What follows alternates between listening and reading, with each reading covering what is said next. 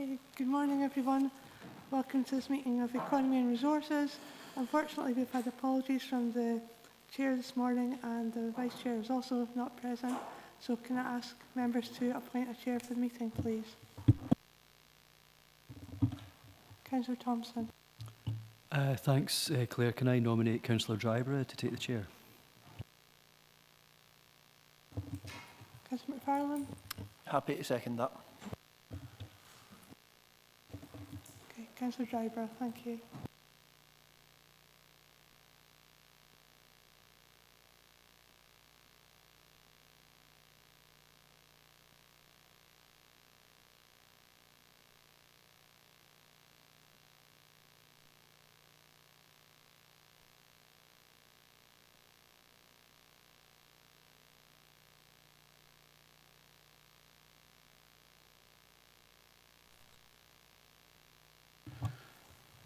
Good morning, members, and welcome to this meeting of the Economy and Resources Committee. Obviously, the Chair isn't here, or the Vice Chair. The Chair's in meetings at COSLA at the moment, especially on the pay deal. And I think it's really important that she's actually there, meeting with the First Minister and the Vice Chair. Will be in and out of the thing. He's got a commitment from work. This meeting is being live streamed and recorded and will be made available for viewing through our Council's website. I'd just like to remind members, if you can, when you speak into your microphone, can you make sure it's clear and slow so that the British Sign Language translator can ensure that Councillor Dennerley understands what's actually happening. Remote participants, please follow the good practice guidance, which includes muting microphones and switching off your video when you're not addressing the meeting. Write and speak in the Teams chat function when you want to contribute. If you are in the hall, you can do this on your iPhone or iPad. Please don't repeat contributions already made by other members. No material should be posted in the chat function if it is intended as part of the discussion. The usual standing orders apply, including that any votes will be undertaken by roll call. And if any member has to leave the meeting, please either leave the Teams meeting for that period of time or write leave in the Teams chat function and then join when you rejoin the meeting so we can keep track on whether the meeting is quorate. All members should speak clearly and directly into the microphone when making contributions, and when referring to reports, please provide reference to the relevant page and paragraph to allow everyone to follow.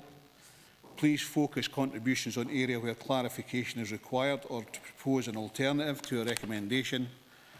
And we have several important reports to consider today, and I anticipate we'll deal with the business in our usual efficient manner. Item 1 on the agenda is the sediment apologies and the Chair's approval of members' remote participation. Claire, can you confirm? Okay, thank you. We've got 3 apologies this morning, as well as the Chair and Vice Chair. We have apologies from Councillor Hislop.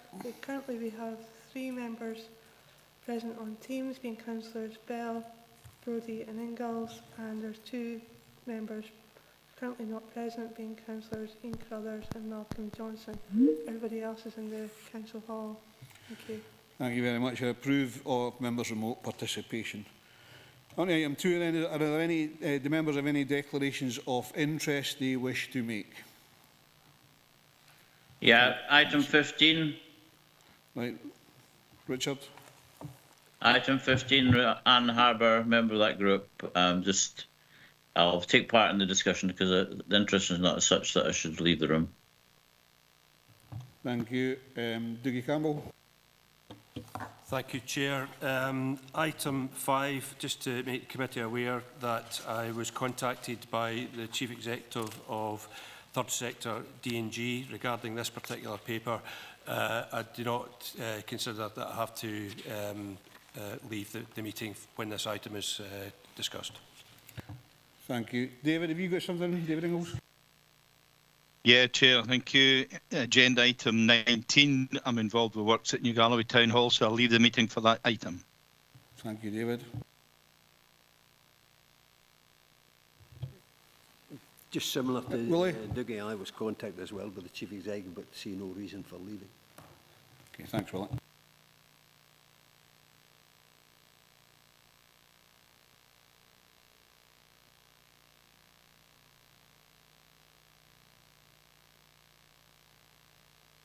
Sorry, I've not got the Teams thing in front of us here, is that? Yeah, okay. Okay, the next item is the minute of previous meeting of 14th of June 2022. Can we approve the minutes of the meeting held on the 14th of June 2022?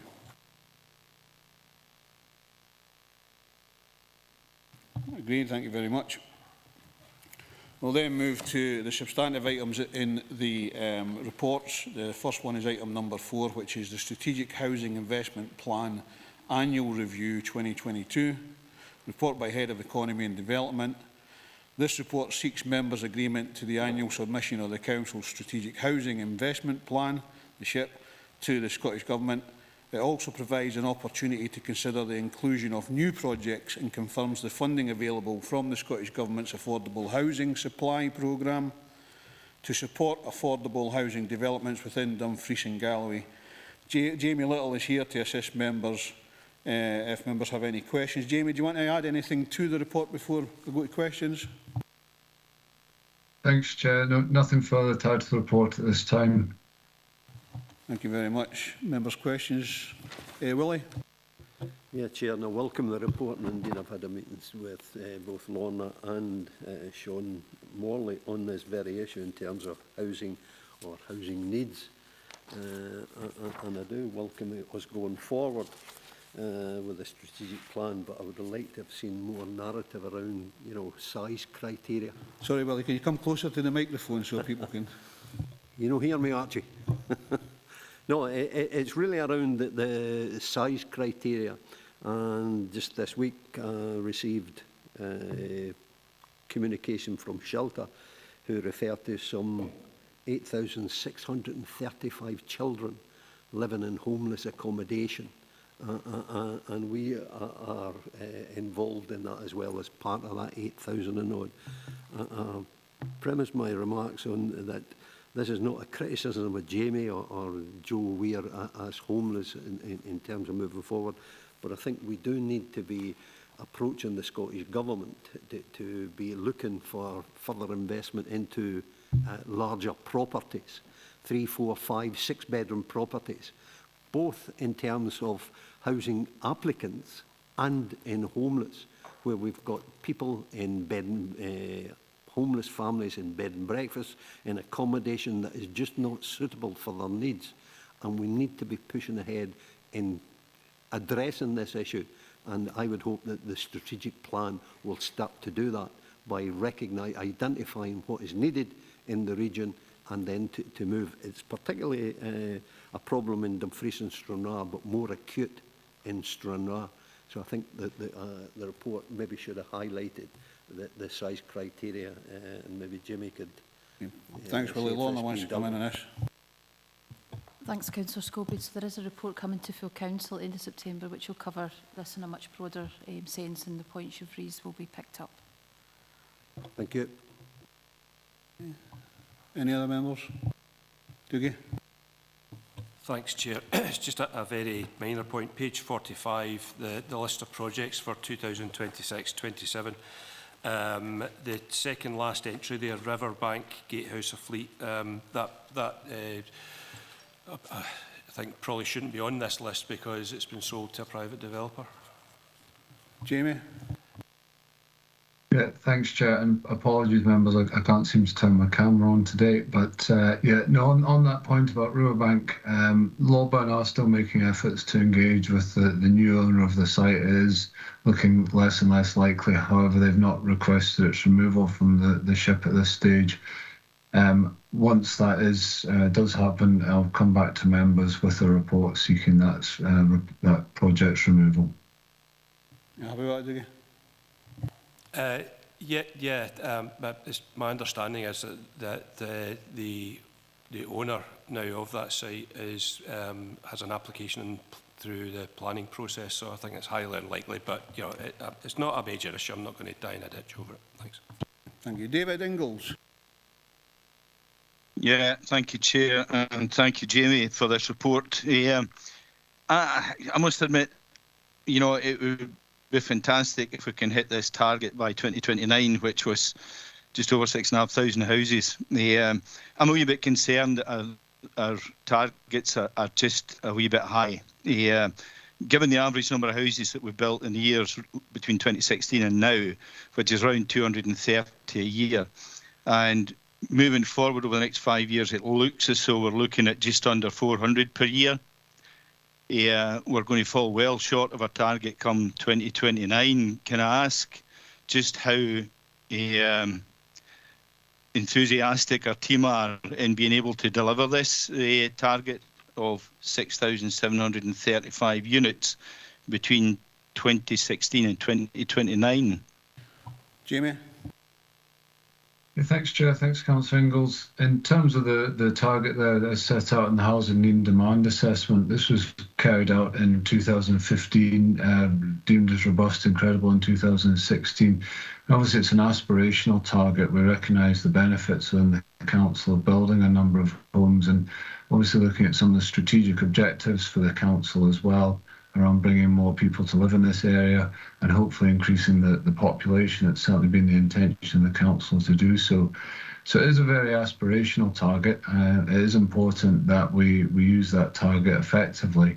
And the target is also used through the local development plan, so ensuring we have an effective land supply to take forward developments and to actually enable us to achieve that level of investment and that level of new homes. We will be embarking on a new updated housing need and demand assessment over the next couple of years as we look to develop our next local housing strategy and local development plan. And that report will also be brought back to members for their attention at the appropriate stage. Are you happy with that, David? Yeah, Chair, as I say, I'm just a wee bit concerned that the targets that we're promoting here are just unrealistic. By my calculations, we're looking at delivering slightly over half of that target by 2029, and that's given good years for delivery. I know the challenges that are faced at the present moment in time in the construction industry to get projects across the line. I'm just a wee bit concerned that the targets that we're putting out are just a wee bit on the high side. I would love to see it, Jamie. I think everybody would love to see that. There's a desperate need for housing in Dumfries and Galloway, but I just feel it's a wee bit unrealistic, the targets that we've got. Over the last 5 years, I think we've averaged around 230 units or 235 units per year.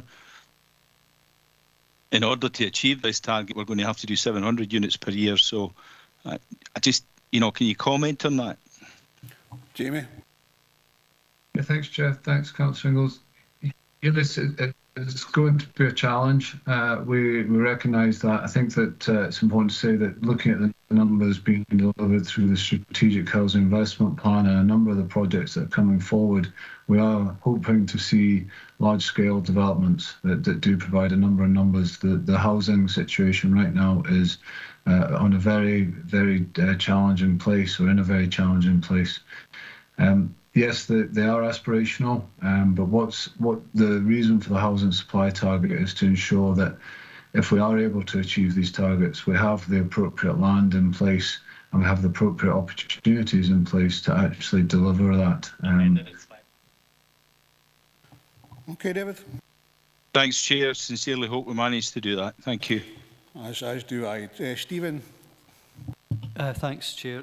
It was just on page 42, it mentions the vacant and derelict land, obviously, and that's where we want to align a lot of the projects with those areas that can do with that investment.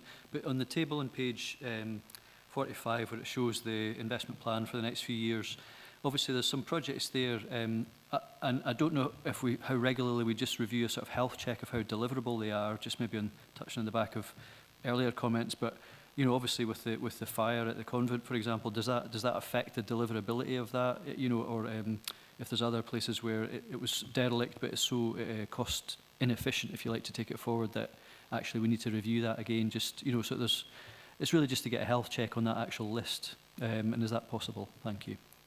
Jamie? Thanks, Chair. Thanks, Councillor Thompson. Yeah, the review of the Strategic Housing Investment Plan is required on an annual basis. However, engagement with Scottish Government colleagues, our development colleagues within the registered social landlords and within building craftsmen. There's ongoing review of projects, and where it is felt that something is no longer deliverable, we will bring a report back to elected members seeking the removal of that project. Obviously, the situation at the convent is particularly challenging, and we will continue to work with building craftsmen to see if there is an opportunity to take forward that project. Linda, then Andy. Thanks, Chair. Jamie, thanks for this report, really interesting. I'm draw your attention to it's part 11 of the appendix, the Lochside Collaborative Regeneration Proposal. And I'm not wanting to focus on that per se, but 11.4 states regeneration of the most disadvantaged areas and strengthening local communities are key priorities for the Council, which I fully agree with. And it says, 11.5, while the current SHIP has identified the need for stock remodelling by DGHP, further detail will be presented to elected members at the appropriate stage. Now, I don't know what that means. It's fairly open. So would you be able at this precise moment in time to provide some information on what further detail is and when the appropriate stage will be? Because I think it's quite important. Thank you. Jamie. Thanks, Chair. Thanks, Councillor Dodd. The November Economy and Resources Committee are intending to bring back a report on the Lochside Collaborative Regeneration Proposal. It is in fairly early stage, although we are meeting on at least a monthly. Jamie, just to interrupt you there, we're tending to get you a bit of crackling there. Can you slow down as well? Because obviously we've got British Sign Language translators in here as well. Of course, yeah, apologies, Chair. So the Lochside Collaborative Regeneration Proposal report will be coming back to the November Economy and Resources Committee for an update and to ensure all members are kept up to speed with the work that's ongoing. We are meeting with colleagues from DGHP and the Wheatley Group on a monthly basis and having regular conversations in between with them to ensure that this work can progress. The consultation process in Lochside has also already commenced and is being taken forward, led by DGHP, but with council input, particularly from ward officers. So, as mentioned, the intention is to come back with a further update in November. Happy with that, Linda? Andy? Funnily enough, it's in the very same issue, Archie. Jamie, I attended one of the engagement sessions yesterday that they're working on. One of the things that came out very clearly is that the staff who are there are saying they are now Wheatley South. So do we need to change the SHIP to reflect the new name of the organisation who's taking this forward? Because DGHP was the historical name, as you know, and the Wheatley Group, they seem to have rebranded, and DGHP internally are being called Wheatley South. That's what the staff told me yesterday. So do we need to update the SHIP to reflect that? Or would that come in the next report as we take forward the consultation or because that's aiming for a master plan, if I'm right, rather than changes to the SHIP. So it's a much bigger project than just housing. So I would welcome your view on that, and do we need to formally change in the SHIP that it's not DGHP who's taking it forward? If that's the case, it's Wheatley South. Jamie? Yeah, thanks, Chair. Thanks, Councillor Ferguson. I have to admit that is the first time I've heard them referred to as Wheatley South. We still refer to them as DGHP or Dumfries and Galloway Housing Partnership. And there are a number of organisations that sit underneath the Wheatley umbrella that predominantly have retained their previous names. The process of DGHP being transferred into the Wheatley Group has occurred, and a number of other registered social landlords. Glasgow Housing Association was one of the first and the largest to be transferred into the Wheatley Group, and I am aware some members may also be aware that they have recently changed their name to Wheatley Housing Association. However, it's my understanding that DGHB is the name that is being retained certainly at this stage, and I've not been notified of any name changes. In terms of the master plan that's being taken forward, you are completely correct. It is wider than housing. It is a housing-led regeneration project, but there will be much more considered, including green infrastructure, improvements to local services, access to the town centre and active travel. So it will encompass much more than just the homes. And we hope to bring back a report to members in November that provides a bit more detail and a bit more clarity for your awareness. Yeah. Happy with that, Andy? Yeah, that's fine. I was more worried that it would have to come back another report to change the ship again, but that can be done when the next report comes forward. It actually speaks volumes for the lack of communication coming out of Wheatley, because an elected member, I only found out about it because it was a tweet that I picked up that somebody had tagged me in. And just for the record, yesterday not one member of the public turned up at the consultation, so it's no good news in that respect, because this should be community-led as opposed to officer-led. Thanks for that, Andy. Are there any other members wishing to speak? Okay, can we go to the recommendations then? Members are asked to 2.1 note the resource planning assumptions allocated to the region for Scottish Government's affordable housing supply programme. 2.2, agree the inclusion of new projects in the Street Housing Investment Plan submitted to the Council by development partners, section 3.4. And 2.3, agree to the submission of the Strategic Housing Investment Plan 2022 appendix to the Scottish Government prior to its deadline date of 30th October 2022. Okay. Thank you very much. We'll then move on to item 5, which is the UK Shared Prosperity Fund and Community-Led Local Development Fund, a report by the Head of Economy and Development. The purpose of this report is to provide members with an update on the UK Shared Prosperity Fund for Dumfries and Galloway and the submission of an investment plan as agreed at full council in June. We are also provided with information on the offer of funding from Scottish Government through a new community-led local development fund and the process to utilise this within the region.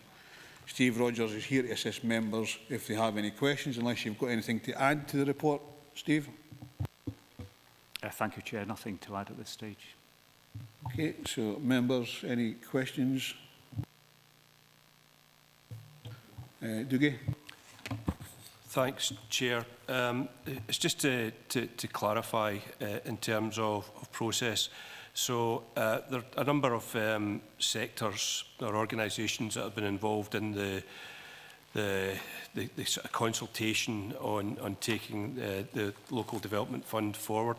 How will that money be allocated? Would it be divided between the different sectors, or will it just be a case of selecting the best projects that will come in due course? Thanks. Steve? Chair, yeah, thank you. So at present time, we're still in discussion with UK Government about the details of how the fund would actually be dispersed, but it's likely to involve a mix of direct procurement of services within each of those headings, combined with invitations to submit funding bids to us in the form of kind of project application forms, but we're still working through the detail. This is, as you know, this is a new fund that was only recently launched by UK Government, and we're still working through the absolute fine detail of exactly how that funding allocation process, which clearly is what a lot of people are interested in, is going to work in practice. Chair, I would also say that once we have confirmed what that allocation process would be, depending on the timescales, we'll either bring a report back to the November committee, or alternately we'll put round a briefing for members so that you're fully updated on that. Did you want to come back? Yeah, thanks. Steve's just clarified the supplementary question I had. Thanks, Steve. Okay, any other? Willie? Yeah, Chair, and Dougie's touched on one of the points in terms of the Appendix 2 and where the engagement summary. and it's in reference to the third sector. Notwithstanding that there is a summary here that refers to the third sector, Dumfries and Galloway, is there enough in the bid to get it across the line, to get it accepted by the UK government in terms of the Shared Prosperity Fund, without more reference to the third sector? There's the main themes in below, but again, it talks in SME, RSLs, but no specific reference to third sector voluntary organisations. Would there be enough to get this across the line? Steve? Chair, yes, thank you. Yes, as Councillor Scobie says, there was engagement with a number of sectors in terms of developing the content of the investment plan that was submitted to UK government. We're currently awaiting the outcome of that submission and feedback from UK government on the content of the investment plan that was put in. The particular interventions that were specified in the investment plan will be open to all sectors to participate in, including the third sector. Linda? Thanks, Chair. Thank you for the report, and pass on thanks to Lynn for authoring it. In terms of specifically on item 3.2, where it mentions the investment plan, now I appreciate fully that timings have been really challenging to get that in, so well done on getting that in. And there's an appendix 1 which actually summarises what is in the investment plan. For me, it would have been useful to see the investment plan, or have reference to the investment plan as part of the report, just the detail of it. I appreciate that's already been submitted, but it would be useful as the appendix itself doesn't really, from my perspective, provide all the detail that I would need. Thank you. Steve? Yeah, thank you, Chair. And certainly, as Councillor Dorwood said, it has been a challenge, particularly given those tight timescales, so that the team did an excellent job in terms of actually compiling the submission following on from that engagement activity that was carried out.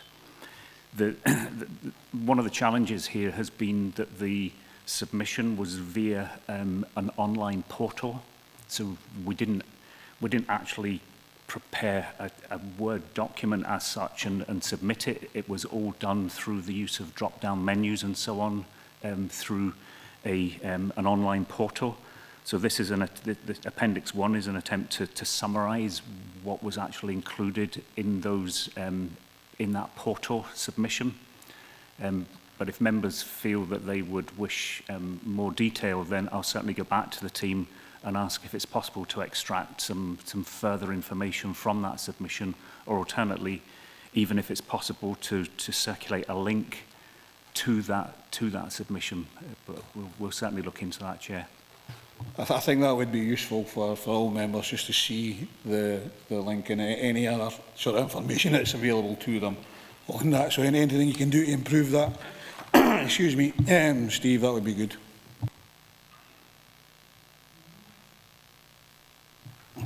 Sorry, David? Yeah, thank you, Chair. Just a quick one. Hopefully this new fund, I'm getting a bit of feedback here. Hopefully this fund will be a bit more accessible and less onerous than the Leader Fund was, especially for third sector organisations. Sorry, it was Steve's microphone was left on, David. You're forgiven, Steve. Did you get that, Chair? Now, can you just restate that, please? Yeah, sorry. Hopefully this new fund will be a bit more accessible and less onerous for third sector organisations when it comes to applying for various projects. Leader tended to be a wee bit long, drawn out and onerous. Thank you, Chair. Thank you, David. I had to say that as part of the Leader Action Group before it sort of it was onerous and paper-wise, but obviously it's public money that's being spent, and we need to make sure we've got the appropriate scrutiny in place. But Steve, do you want to comment on that?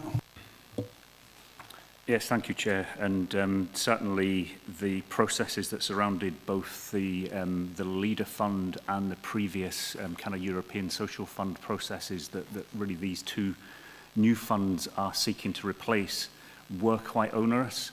And I think that's referred to in the guidance note for the CLLD fund, which is included at the appendix. So we are assured by both Scottish Government and UK Government that these are intended to operate as lighter touch funds, which are more accessible and user-friendly. I believe you'll be happy to hear that, David. I absolutely am. Thank you, Chair. Thank you, Steve. Okay, no further members will go to the recommendations in.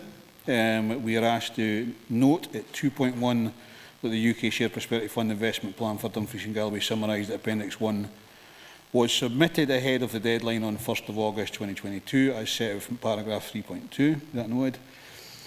2.2, note the engagement undertaken during development of the investment plan summarised at Appendix 2. Noted. 2.3, note the allocation of £665,492 to Dumfries and Galloway Council from the Scottish Government provided under the Community-Led Local Development Fund at paragraph 3.5. 2.4, agree that the Council establishes a local action group required by the fund guidance provided at Appendix 3 to disperse the Community-Led Local Development Fund within Dumfries and Galloway. And 2.5, agree to nominate an elected member to sit on the Community-Led Local Development Fund Local Action Group. So have we got a nomination? Dougie? I would nominate Councillor Willie Scobie anyway. Yeah, and I'll second that, sorry. I'll second him. Okay, thank you. Thank you very much, members. So we've agreed to nominate Councillor Willie Scobie on that. And of course the action is that the funding detail gets sent to members as much as possible. Yep. Sorry, John, I keep forgetting to ask you if you've got anything to add. Thank you.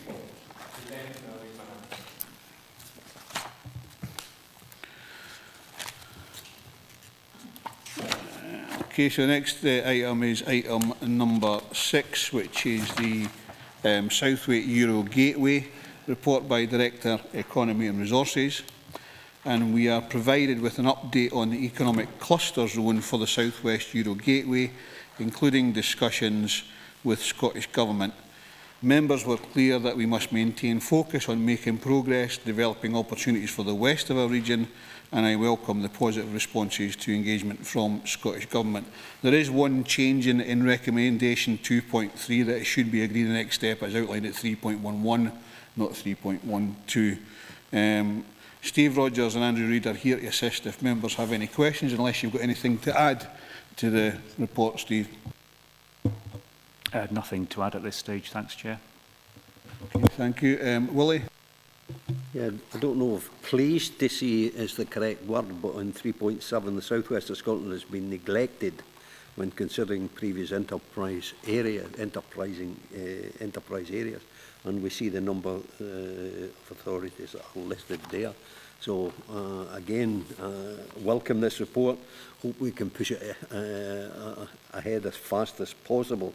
And just on 3.4, Chair, in terms of there was initial meeting and any further meetings as Chair of the Wigton Area Committee, and given that it's in the ward and to the west of the region, I would hope that I could be invited to that as well. Steve? Thank you, Chair. Certainly that request can be considered by Chair and Vice Chair when given that it's their meeting, so I'm sure that they would be inclusive in that approach. Well, since I'm the chair, I'm quite happy to, ask the Wigton area chair to be invited to any of those particularly. I think it's important that the area committee are understanding of what's actually going on with that particular area. And I do know that Katie and Sean have said that they're happy for that to happen. Stephen? No, I'm just thinking of inclusivity, so it's probably good to include the Vice Chair of the Area Committee as well, just for completeness. That's something when they start, but perhaps there's an action here to ask the Chair and Vice Chair of Economy and Resources about that particular one, but I don't see any issue with it, but you know, it's just that making sure that they're happy with that. David? Yeah, thanks, Chair. I would echo Willie's comments on this one. We do need to push this forward. Also, getting some clarity for elected members on exactly what these clusters entail, and the positive benefits it's going to deliver to the area would be useful. It's all very well saying that, you know, it's built around renewable energy and stuff, but I think we could do with just a wee bit more detail on exactly what a cluster is and what's involved in a cluster, and how it's likely to benefit the west of the region and Dumfries and Galloway as a whole. Thanks, Chair. Sorry, David, I do know that we're waiting on some more further information on what the benefits actually are in this, but Stevie, you want to come back on that? Chair, thank you. Yes, as you say, we're kind of ahead of the game on this one, in that we're anticipating a future policy initiative by Scottish Government, which has been trailed in their national strategy for economic transformation, which makes reference to their intention to introduce cluster zones without really giving too much detail. However, they are likely to be similar to the existing enterprise zone network that was established some years ago. And you'll see the reference there in 3.7 to those regions that have benefited from having those enterprise areas. So we are anticipating that some of the benefits associated with a cluster zone would involve a combination of kind of financial and other supports that could be made available to attract and encourage and incentivize investment within a cluster zone. The concept of a cluster zone is really based around the opportunity, the enhanced economic opportunities that occur when you get groupings of related activities located together, the kind of sum of the whole being greater than the kind of individual parts. With regard to the opportunity in the west of the region, I think this was really flagged quite strongly within the work that was commissioned from EY, who identified some real strengths within the west of the region in terms of target sectors and the opportunity to promote a cluster based around industries such as the renewable sector and all parts of the renewables supply chain, but also including the potential for hydrogen in the future. But they also highlighted research and development activities, sustainable construction projects and sustainable construction activities, charging infrastructure and the kind of electrical engineering that goes along with the just transition to more reliance on electrical charging infrastructure, agri-tech, and the food and drink sector. So there were a range of target sectors that Ernst & Young were advising presented real opportunities. The initial feedback and response that we got from speaking to businesses was very strongly driven by interest from large renewables companies looking at their supply chain opportunities. Thanks, Chair. You happy with that, David? Yeah, thank you, Chair. Okay. I just thought out a question earlier on, Stephen. Katie's the Vice Chair of Wigton, so she'd be there anyway. Any other members? Linda? Thanks, Chair. Again, thanks for the report. Really good reading. It's great to know that we're first at the races here, given the right and proper decision that was taken Greenport status by the previous administration. And it's really useful to know that discussions are ongoing. I think, as in references at 2.3, 3.12, but it's actually 3.11 next steps. It's a minor point and a bit pedantic. But next steps will be to meet with Scottish Government reps with the aim of Scottish Government identifying and working with the partners involved in the South West Euro Gateway to develop a business case for cluster development. Do we have any timescales for that? I appreciate that's challenging, but I think now that we've got a bit of momentum and traction going, how do we push that forward? Thank you. Thank you, Chair. So in terms of the actual meeting, the challenge is, as you say, is around the diary time. However, there has been a lot of preparatory work done on this, and we already have a kind of ready-made local partnership that met throughout the period of developing the proposal for the Greenport. So we've already got that set up, and we've spoken to the remaining partners, and they're all keen to progress this alternative approach. So we do have that in place already, and we have the bones of a business case because of the work that was done by EY to support the development of a possible Greenport bid. So I think we're pretty well placed to react quickly once we get that engagement with Scottish Government, Chair. Are you happy with that, Linda? Yeah, thanks for that. It would maybe be useful to have had that in the report, but thank you for the information. Cheers. David, sorry, you want to come back in? Sorry, just a quick one, Chair. Enterprise zones seem to fall short on their expectations throughout the UK. And I would hope that whatever happens in Stranraer, this new cluster approach is an improvement on enterprise zones and it actually delivers what it's promising to deliver. Thanks, Chair. I think that's more a statement than a question, David. And I would agree that we need to move these things forward as quickly as possible in the best possible ways, and hopefully we get a good economic outcome to this, not only for the businesses, but for the local community within that area as well. Okay, can't see anybody else, so we'll go to the recommendations, members. We are asked to 2.1 note correspondence between Dumfries and Galloway Council on behalf of the South West Euro Gateway and Scottish Government included in the appendix. Happy to note. 2.2 note the comparison of benefits for Freeport and previous enterprise areas in 3.6 and 3.7. Happy to note. And 2.3 agree the next steps as outlined in paragraph 3.11. Agreed? Okay, members, I intend to take the next report and then have a break for the British Sign Language interpreters. This is the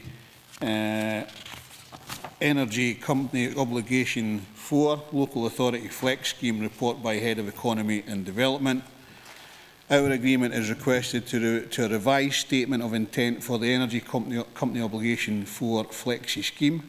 This will allow the Council and local registered social landlords to leverage additional funding for the delivery of energy efficiency improvements to privately owned homes. Jamie Little is here to assist members if they have any questions. Jamie, unless you've got anything to add to the report.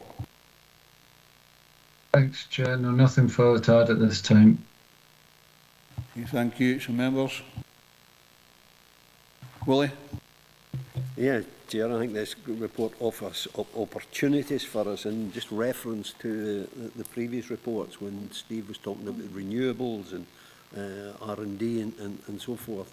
I think there's opportunity here in terms of publishing a statement of intent in terms of district heating systems and so forth, and more so as we move in further and further into the cost of living crisis, where people just won't be able to turn on their heating, and we may suffer the consequences of that. So I think there's opportunity here, and I know there's been discussions with in the west of the region, and I think there could be district heating systems and for the local authority to tap into that in terms of our properties and likewise with NHS. But we've got to move it forward, not only just as a statement of intent, but to be delivering on some of these opportunities. Yeah, I would agree with that. Well, and obviously the importance of the community planning partnerships in this as well is going to be second. And Jamie, do you want to add anything to that? No, nothing further to add to that. Obviously, sound points, and we'll be taking a lot of this work forward in partnership with the environment team. Members may be aware that there's a requirement to develop a local heat and energy efficiency strategy by the Council by the end of 2023 that includes both commercial and residential properties, and the ways we're going to set out our efforts to tackle climate emergency. And clearly within that, we need to also be considering efforts around fuel poverty. We will be coming back again with another report in November, hopefully looking at some recommendations to bring in additional funding through the Eco4 scheme. But this allows an opportunity for Lowburn to progress with a project at this stage, and also for the work that the Council is currently delivering through our own area-based schemes to also be able to leverage an additional funding. Thanks, Jamie. Will, you want to come back in? I'm pleased to hear that Jamie's referring to 2023. And it was an interesting statistic just this week where one of the Highlands is going to fall into 100% fuel poverty, where the rest of the country is going to be 86%. That will be categorised as being in fuel poverty. So I think we need to be pushing ahead with these and maybe get a further report on it in terms of how we're going to do it, in terms of district heating systems and so forth and so on, how we're going to tackle the issue of fuel poverty when it could be running to 86% of the population. Rather than, you know, this one is about intent. It's maybe getting a report on that. I do know there is a report coming back about the issue that Jamie decided, but maybe a report back on how we're going to tackle fuel poverty, you know, specifically in this particular area where there's so many people off grid, with price of oil and coal and would not be included in the budget opportunities from both governments. I think probably right will get an opportunity how we're going to tackle the cost of living crisis and fuel poverty. Okay, any other members? Okay, so we'll go to the recommendations, members, which is in 2.1 to note the update on the energy company obligation for guidance due for publication in autumn 2022, as detailed in paragraph 3.3. 2.2 note that a further report on the local authority third-party flex scheme will be brought to the November meeting of this committee. And 2.3, agree to publish a revised statement of intent, which is the appendix, to be signed off by the Chief Executive that will allow the Council and local registered social landlords to leverage additional funding for the delivery of energy efficiency improvements to privately owned homes. And the action for a report to come to a future meeting on how we're going to deal with cost of living on fuel poverty, cost of living crisis. Lorna? Yeah, that report may or may not come to this committee, depending on whether it comes with a wider report on cost of living, but we'll take the action away and discuss it with colleagues. Thank you very much, members. I think at this stage we'll have a break for 10 minutes. Oh, sorry, John. Thank you very much. As we've got 2 interpreters available today to co-work, that means we can carry on with the meeting if that's of interest. Okay, thanks for that. That's very, very helpful indeed. Thank you. So we will move on then to item number 8, South of Scotland Regional Economic Partnership Membership Renewal and South of Scotland Regional Economic Strategy Delivery Plan Update. Report by the Head of Economy and Development. We are asked for our agreement to the renewal of the membership of the South of Scotland Regional Economic Partnership. We are also provided with an update on the delivery and monitoring of the South of Scotland Regional Economic Strategy and future reporting to this committee. Steve Rogers is here to assist if members have any questions. Steve, unless you've got anything to add to the report. Nothing to add at this stage, Chair, thanks. Okay, so we'll end members. Stephen? Yeah, thanks, Chair. I think it's really just, I agree with where this is taking us, because South of Scotland Enterprise is the appropriate agency, I think, which is designed, if you like, to support the South of Scotland. But it would be helpful to see a bit more detail about some of the sort of plan. And I don't know if that's something we can urge them to provide, so that we've got a bit of a clearer sense of how we can better work together. So I don't know if that's maybe an action that we can continue to press for through yourself or through the likes of the director, if she's able to add to that. Thank you. I'll ask the boss on this one. Thank you, Councillor Thompson. Chair, obviously the expectation in the set-up of South of Scotland Enterprise was that a delivery plan would come forward in consultation with both local authorities in the South of Scotland. My understanding is that the National Strategy for Economic Transformation and indeed COVID prior to that has delayed the production of that document, but we will continue to press for that and clarity around the delivery plans for their programme of work and bring that back to members as soon as it's available. Want to come back, Stephen? Yeah, just quickly, but I think in one of the previous items it referred to, you know, I think it was 37 million, I think, awarded to SOSI for the next financial year, so it'd be really helpful just, you know, if they're getting the money, they should have a plan, so I think we need to really emphasise that, so I welcome that. And also, of course, having young persons representatives is totally appropriate given how we've supported the development of the Youth Council, etc. Thank you. Okay, thanks, Stephen. Richard? Thanks, Chair. I would just concur with Stephen Thompson as a leader that, yeah, we need to know more about what SOSI's operations, which need to be more transparent. I think it's also better if SOSI was answerable to the people in Dumfries and Galloway rather than ministers in Edinburgh, but that's a political point which you probably don't want to hear. It was really good to attend the Regional Economic Partnership meeting for the South of Scotland a month or two ago. Some very good projects on the go which could be transformative. I'm glad to see that the South of Scotland Destination Alliance is a proposed member, because that is one of the gaps in the membership of the organisation, because they need to be as our tourist destination organisation. We need to be working with them to get visitors to come off the M6 and M74 into Dumfries and Galloway and the borders to see a wonderful area. So that would be good if they can be partners in this as well. Thank you. Thank you, Richard. I'll remind you it's A74M rather than AM74. Keep on going up to Abington and beyond. We do want them going to Abington. We want to turn left at Gretna, will be fine. Any other members? Okay, so we'll go to the recommendation then. At 2.1, we agree to the proposals for the renewal of the South of Scotland Regional Economic Partnership as set out in paragraph 3.3. Agreed. And 2.2, note the update of the delivery and monitoring of the South of Scotland Regional Economic Strategy. Thank you very much. We'll then move on to item 9, which is the Development Management Review Update Report by Head of Economy and Development. This report provides an update to elected members on progress made on the implementation of the action plan, which was agreed to address recommendations from a recent independent expert review of development management within the local authority. This review was considered by committee in March 2022 and recommendations adopted at that time. A members' seminar was also held last week to inform members of the background and context of the review itself and the current position. Steve Rogers and David Sutty are here to assist if members have any questions, unless, Steve, you've got anything to add to the report? Nothing to add just now, thank you, Chair. Members? Sorry, do you then, Andy?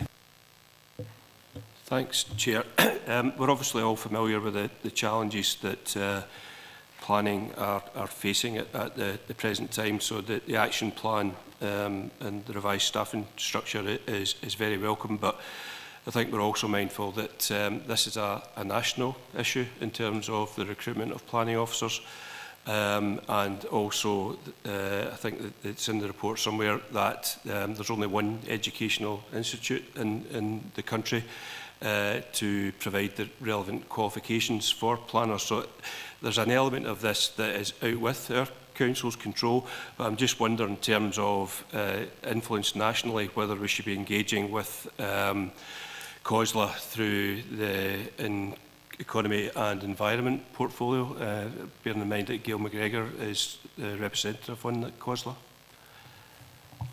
Steve?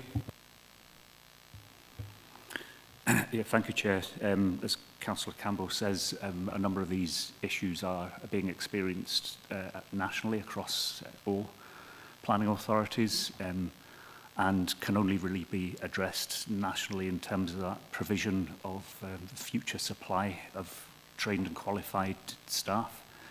There is work that is already underway at a national level between Heads of Planning Scotland, the Professional Institute, the RTPI, and the Improvement Service, who have recently prepared a report called Future Planners, which is going to be presented to the high-level group on planning, which meets with Tom Arthur, who's the Minister responsible, on a regular basis. I understand that COSLA sit on that high-level group, so COSLA should be cited on these issues following that discussion.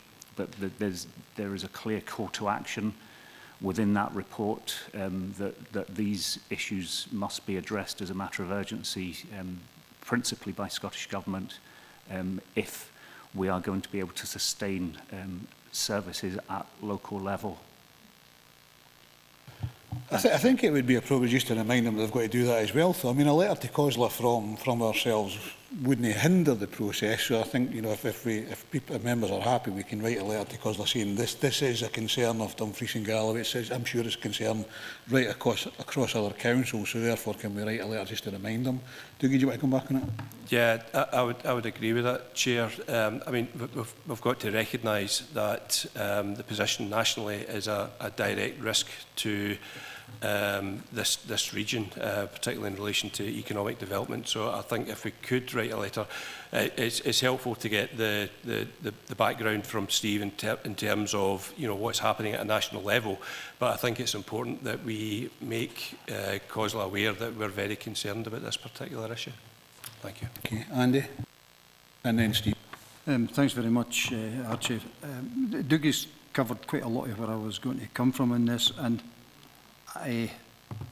whilst I appreciate the update here, I was at a bit of a loss when I saw, you know, normally that level of detail would be at the director's discretion and we'd get something for noting rather than endorsing. But I can understand why you would maybe suggest that. Archie, I think you spoke to me earlier about this. But there's a danger here. If we treat this in isolation, we need to be looking, because there is a number of services across the council who are in exactly the same position. But so if we're going to write to COSLA, we would suggest we almost should be writing to all the different thematic boards at COSLA, because every one has got a very similar, if not exactly the same problem, but very similar.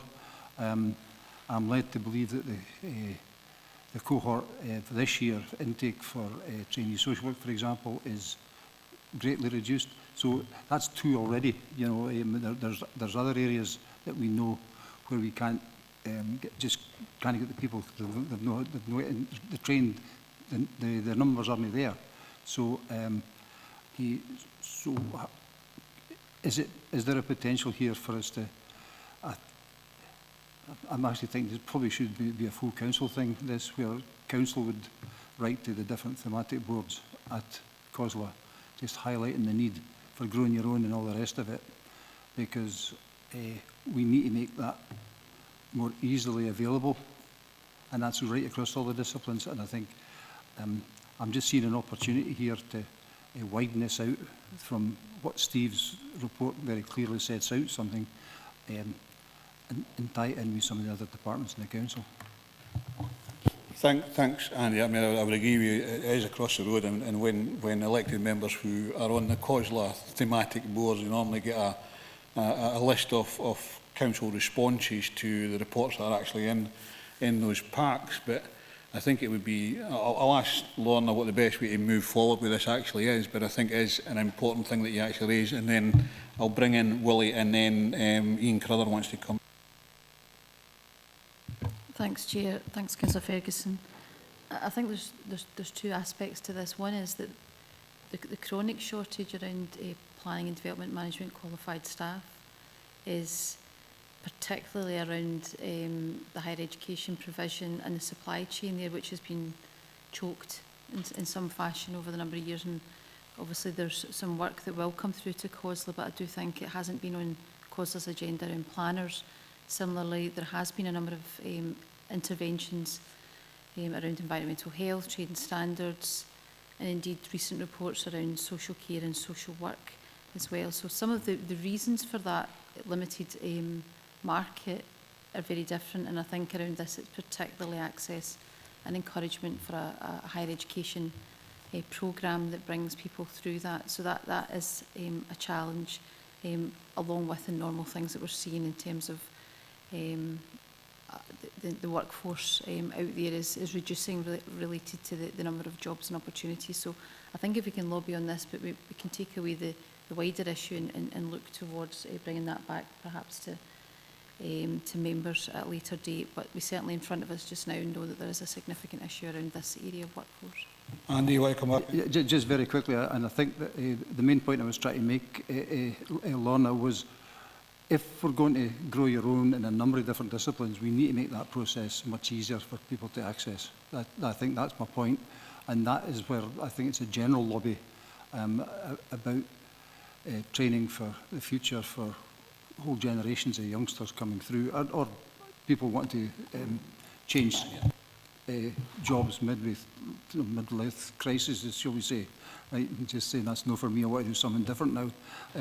That was my point really, is we just need to make that grow your own process much simpler and much more accessible. I think you're right, Andy, and obviously education is really important in what we're doing in the south of Scotland side of things, and as you say, an opportunity potentially to have a centre of excellence in Dumfries and Galloway somewhere, you know, as part of either the Levelling Up Fund or the amount of grants that are actually coming forward with education and higher education and further education partners within that.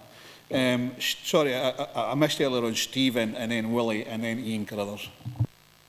Thanks, Chair. And I totally would endorse the idea of a centre of excellence for the south of Scotland. I think that's very consistent with our wider view of growing our own, because we know that's the best way to retain staff who develop those qualifications. But specific to this item, I think, and it did come up at COSLA leaders recently, so I think we're starting to get cited on these types of issues nationally.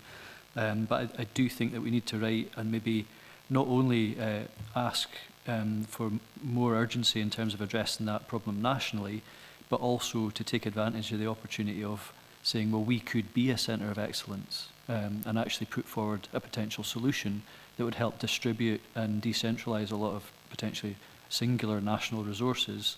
And that's consistent with our philosophy, I feel, and that's maybe something we could pick up and target that and do it through all our thematic committees to the COSLA boards. Thank you.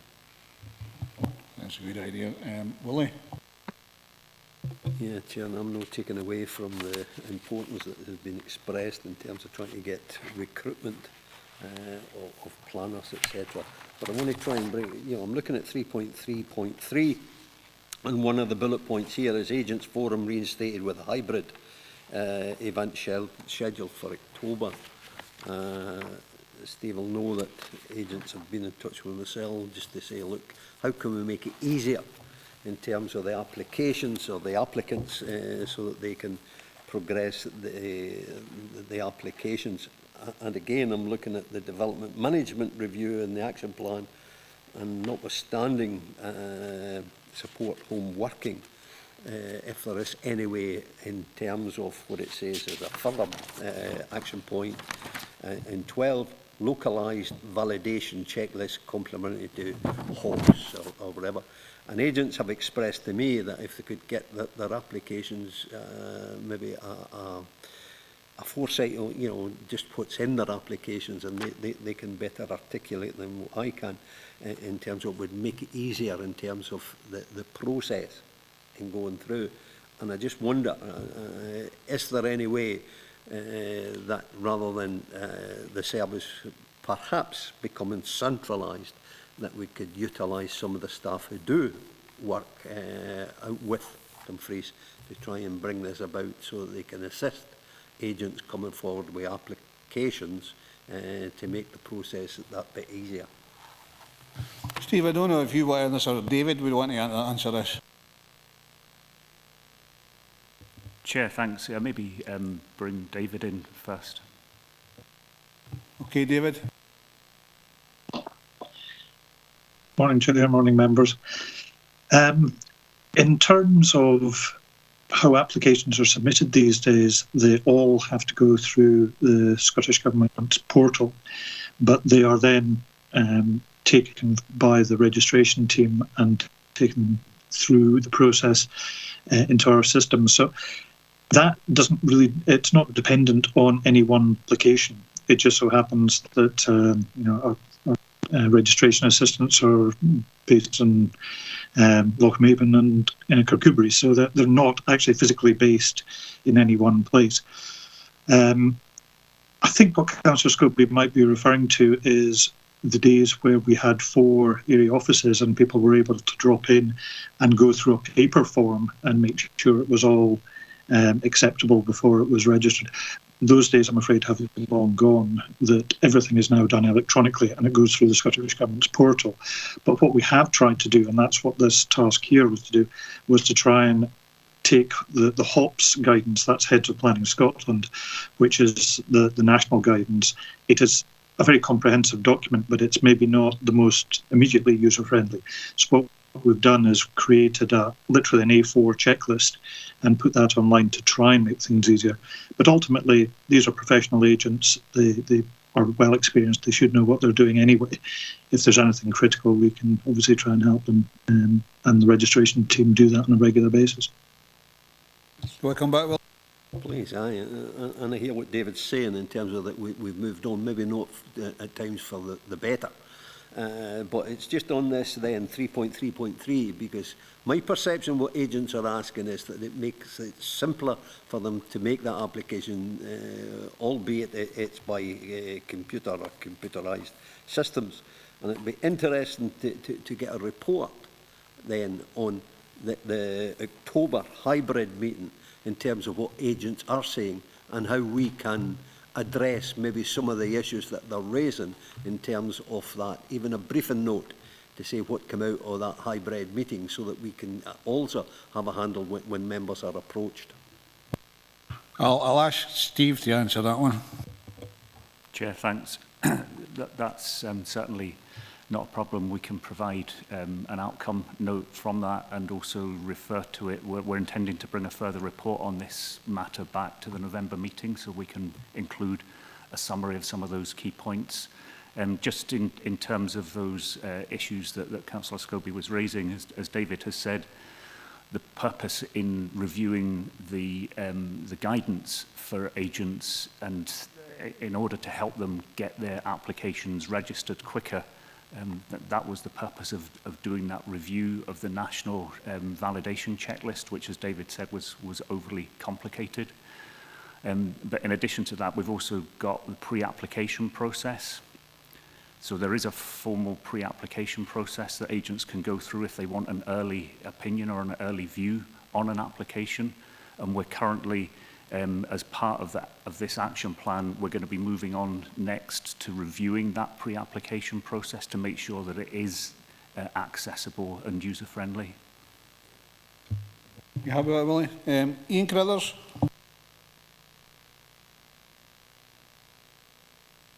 Thank you, Chair. Can you hear me okay? I've got poor signal here. Yeah.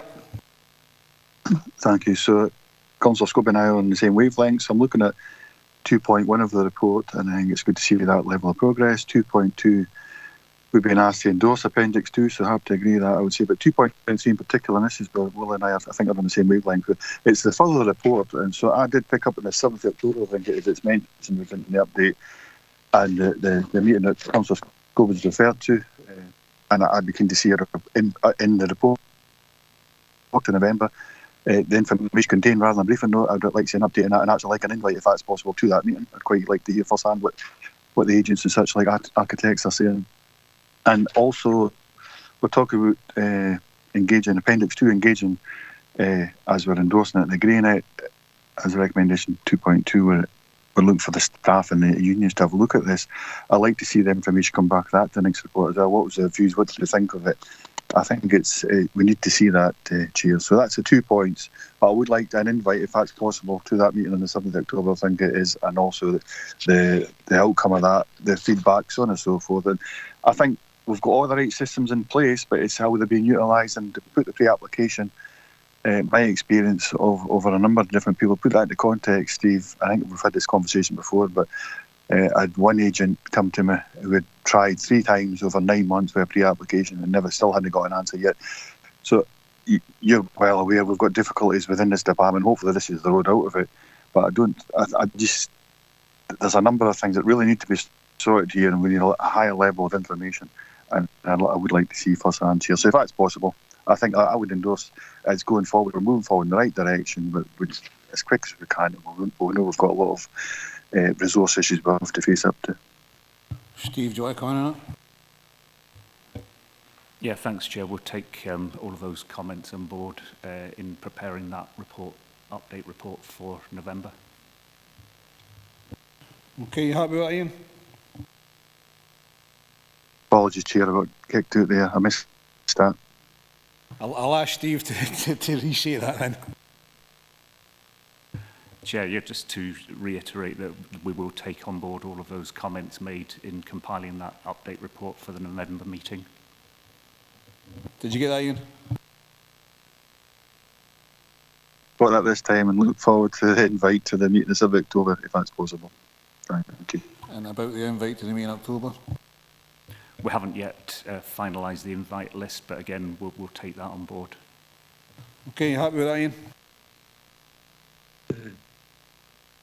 Happy with that, Chair, but like I said, I'd like to be invited. Thank you.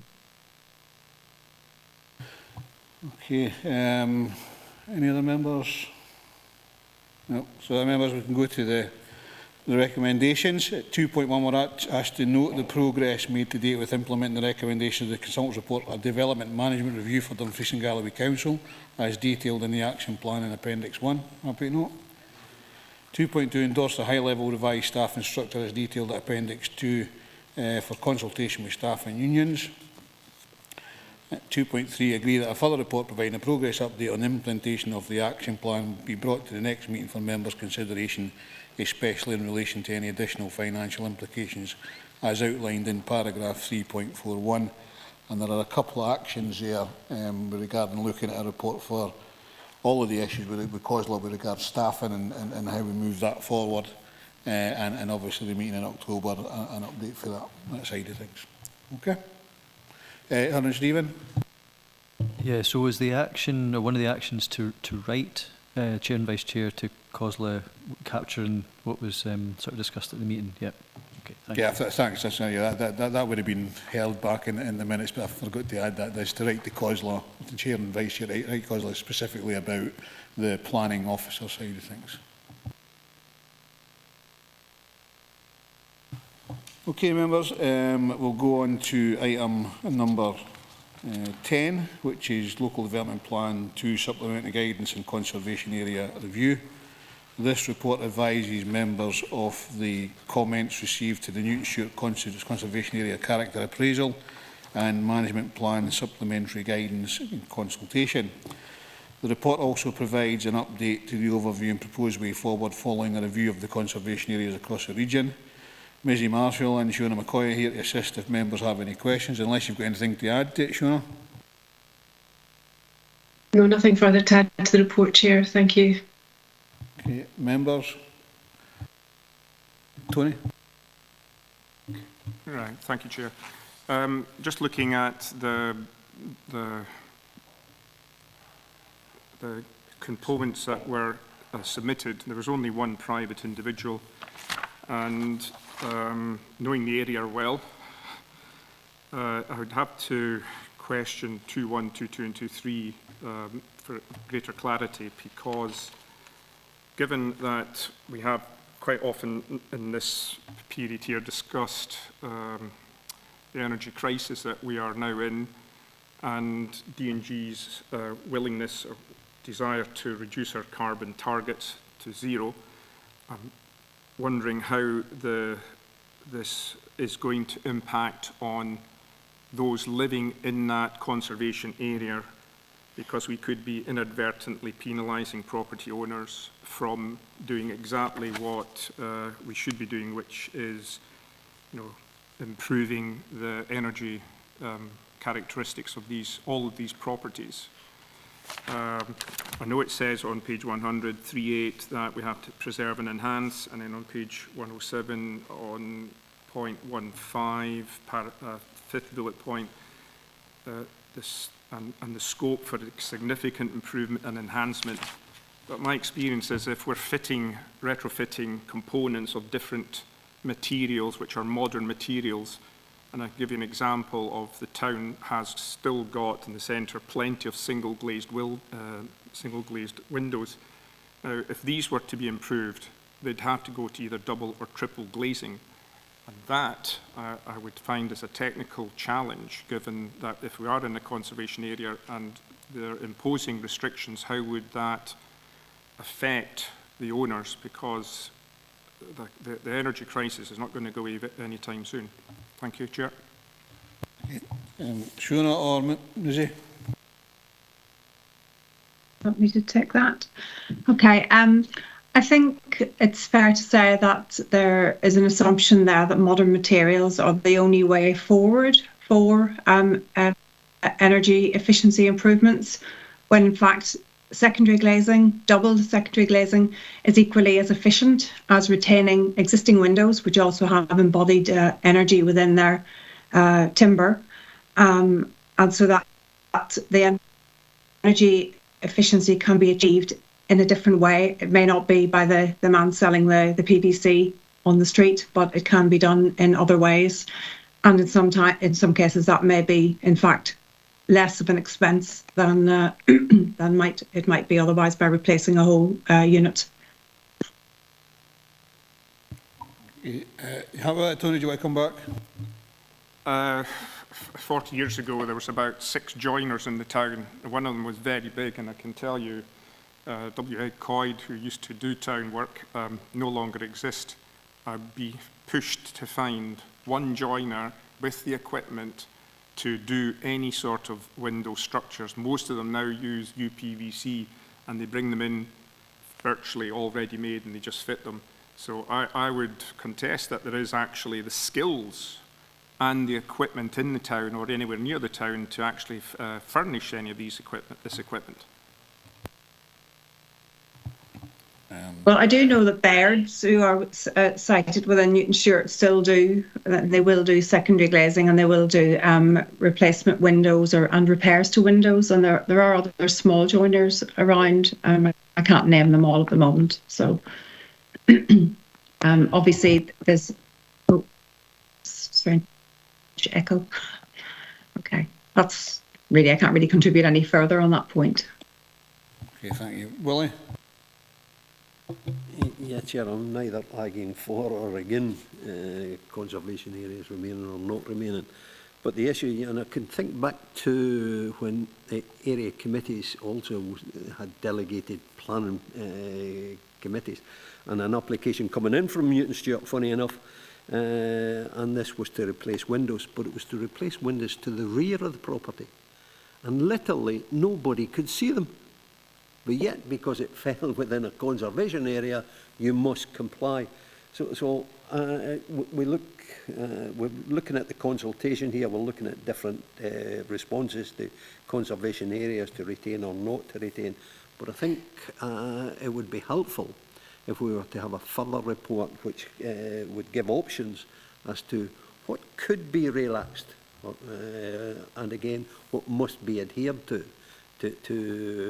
maintain the characteristics that some of the responses have been here, particularly to Cairnryan Conservation Area that I'm reading, that I've read.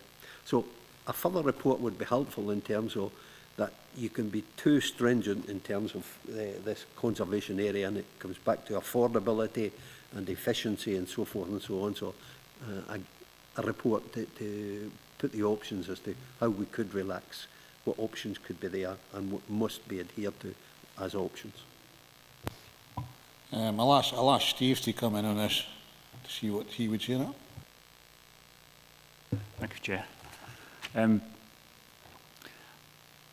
I think this needs to be read alongside our policies that are set out in the LDP and also any relevant supplementary guidance. And I also believe that Historic Environment Scotland also provide guidance for householders in terms of how they can improve the energy efficiency of their homes whilst kind of respecting the historic architecture of their homes, and it is a conundrum.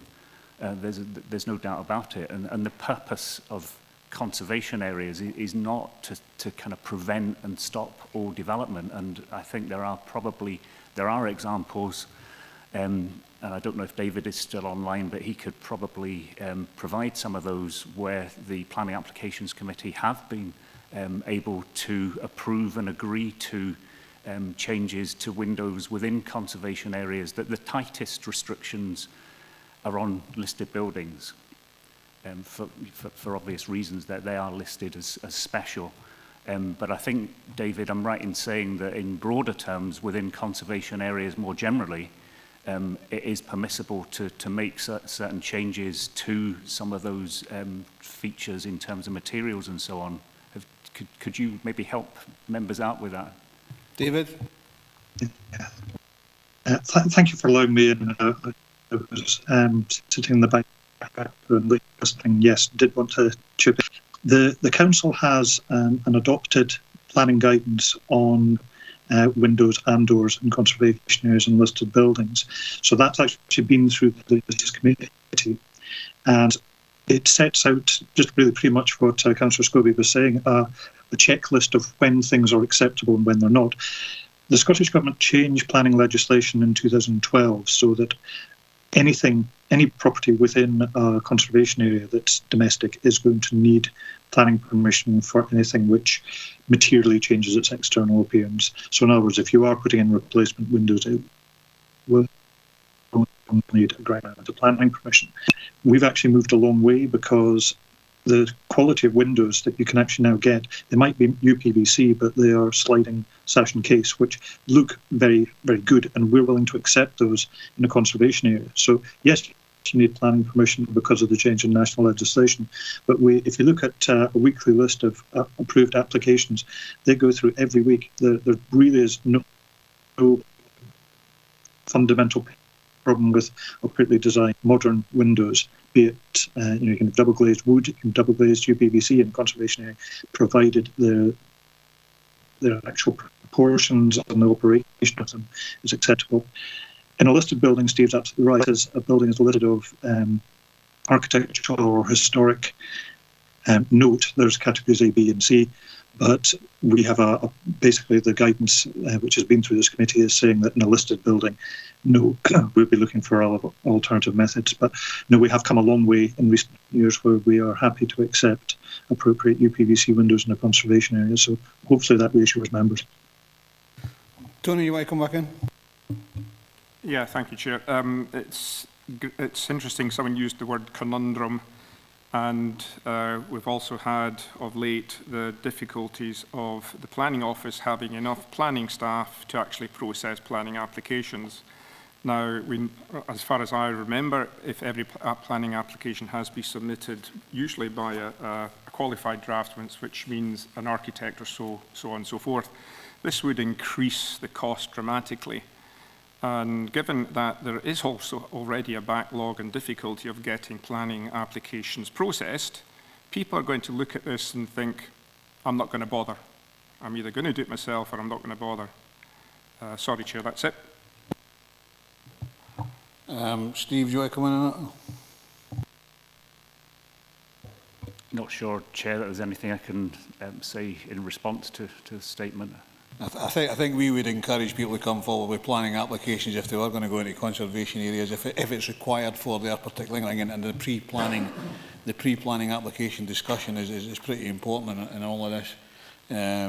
We do have a certain policy, as was suggested by David earlier on.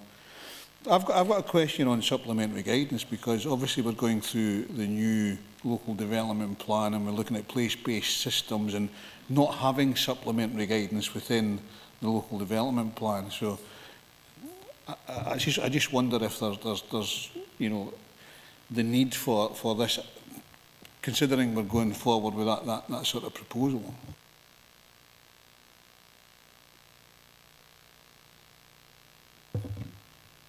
Chair, maybe bring Shona McCoy in at this stage, but certainly you're right. When we get to LDP3, there will be no supplementary guidance, but it does mean that the policies in LDP3 will probably have to be a lot more detailed than they currently are. Okay, Shona, do you want to come on that? Yeah, just to follow up from what Steve was saying there, that yeah, we still have the provision to adopt supplementary guidance in support of LDP2. But going forward, when we get to the stage of LDP, there is no provision for supplementary guidance. We're still trying to work out what that means in terms of level of content and detail that will go into LDP3. Members may recall that we've brought reports previously about the changes coming forward to the development planning system and national policies contained in the Scottish Government's National Planning Framework. So we need to wait and see the level of detail that's in those policies as to the policies that will then appear in the Council's own Local Development Plan 3. So it is a bit of a waiting game, but we still feel in terms of our current LDP2 and those existing conservation areas that there is the need for a conservation area appraisal and also a management plan that sits with them that can help inform those planning decisions and those applications that come forward and the planning decision that's made on those applications. Thanks, Chair. Thank you. David? Yes, I don't know if it's just actual windows, but it's about the town centre and the conservation of it. There's more and more shops are putting up shutters, roller shutters, within the town. I just wonder if they have planning permission, because it doesn't look good. There's other ways of protecting your premises rather than putting roller shutters. And roller shutters sometimes say to the town, if you're walking up the street in the evening and all these roller shutters are there, I don't think that's good for the town. Thank you. Thanks. I'll say something that David Sutty usually says, and it's that every application is based on its own merit and it comes forward under the supplementary guidance and all that that's actually in place. But David, are you still on to answer that? Well, I must admit there appears to be some that have just been put up these roller shutters, and I wonder if there's ever planning permission for them. I think if you've got a conservation area, as we said before, that a planning application should come forward depending on what it is. And again it's down to pre-application discussion with planning officers. But David, do you just want to confirm that or what? I think really that whatever.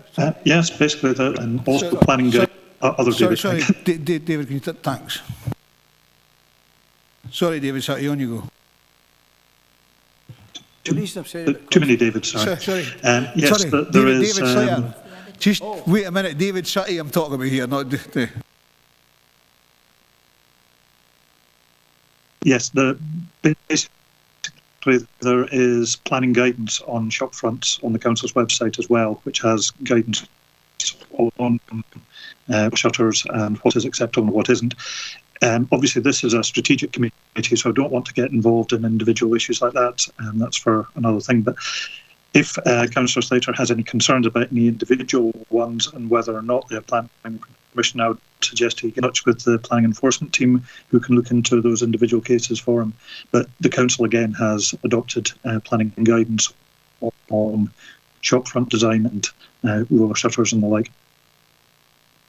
Okay, and David, I take it this is for, David Slater, I take it this is for Dumfries rather than Newton Stewart, which we're talking about here, that you're talking about.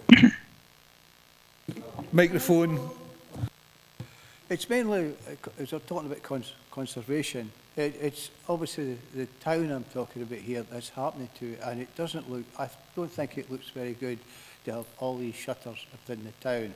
Whether planning accept that or not, but I believe it gives the impression your town is pretty well closed, especially high streets and that. I think, David, that's a discussion for another day, because this is on Newton Stewart as opposed to the wider range of areas. And, you know, quite happy to take that forward. But if you speak to David and his team on how you take that forward. Another David Ingalls.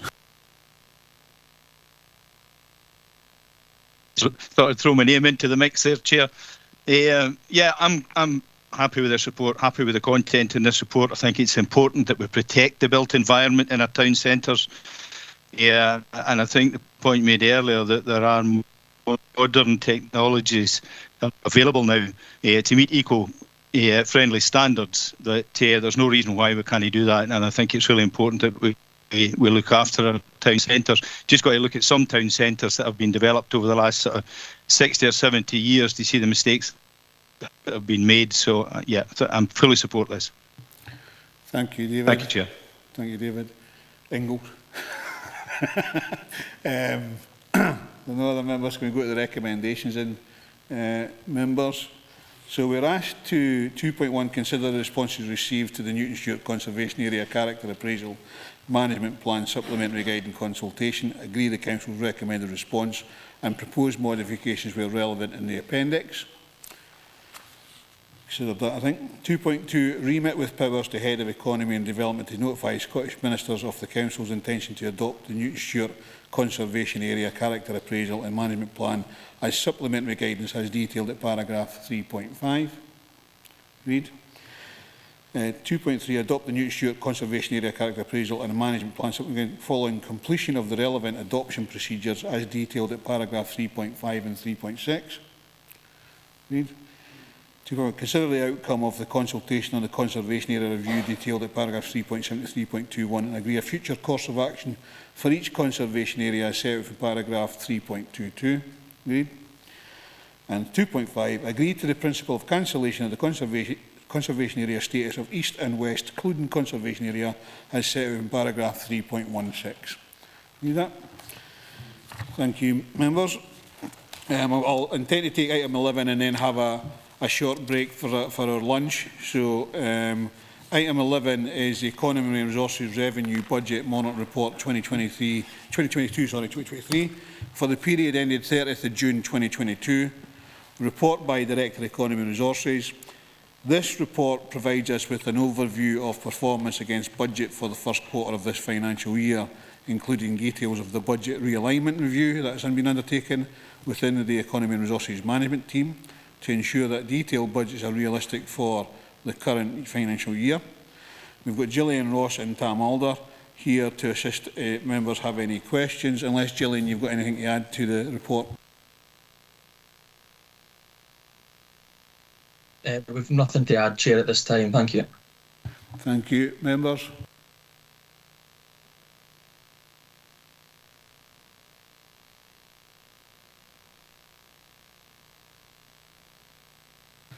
Okay, there's no members coming forward, so we'll just go to the recommendations.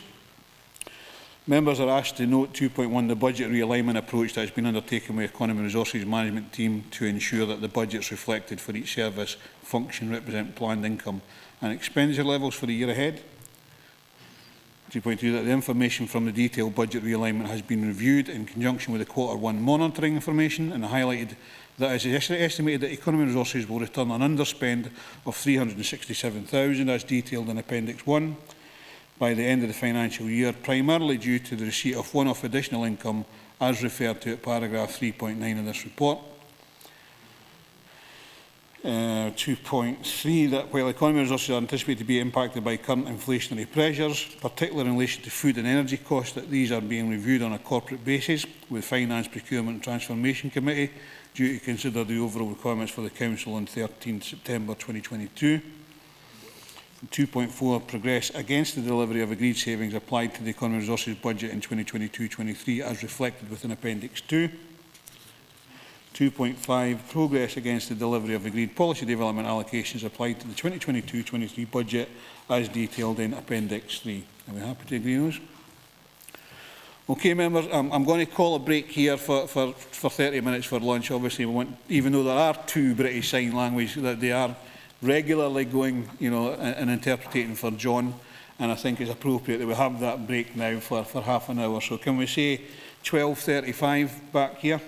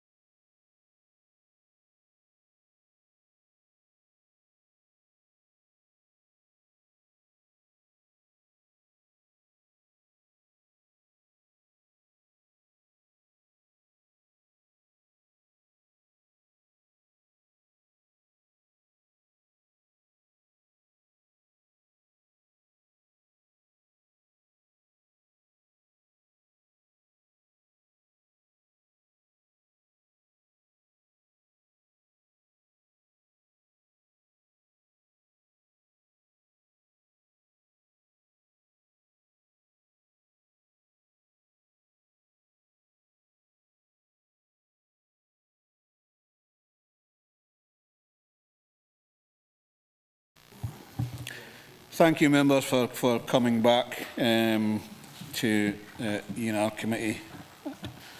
We're now going to go on to item 12, which is the Head of Service End of Year Assessment, 1st April 2021 to 31st of March 2022, of Assessor and Electrical Registration Officer Business Plan 2019 to 2023, performance report by the Assessor and Electrical Registration Officer. This report provides members with the Assessor and Electrical Registration Officer's end-of-year assessment of the progress on the delivery of the 2019 to the 2023 business plan. During 21-22, the report also provides more detailed information on health and safety performance. Jim Doig is here to assist members if they have any questions. Jim, have you got anything to add to the report? Nothing to add, thanks, Chair. Members? John? Yes, thank you, Chair. I was just looking through the reports and just asked to clarify, just talking about the election results. Only 45% of people had turned out to vote, so it seems like there is a kind of a shortfall there. I was wondering if it might be worthwhile having some sort of research or review of the process for the next election to see if we can increase and encourage turnout. So I was wondering if there was any plans in place for that. Thank you. Okay. Jim, I know there are ongoing discussions. We try to improve members' or the public's participation in elections. Is there anything sort of formal happening at the moment? Well, yeah, traditionally, the turnout for local government elections is much less than sort of national elections. We do work consistently through the Scottish Assessors Association, Electoral Registration Committee, Electoral Commission, Scottish Government and other partners to do what we can to try and increase registration. We've done a lot of work recently around young people and also foreign nationals when the franchise was extended.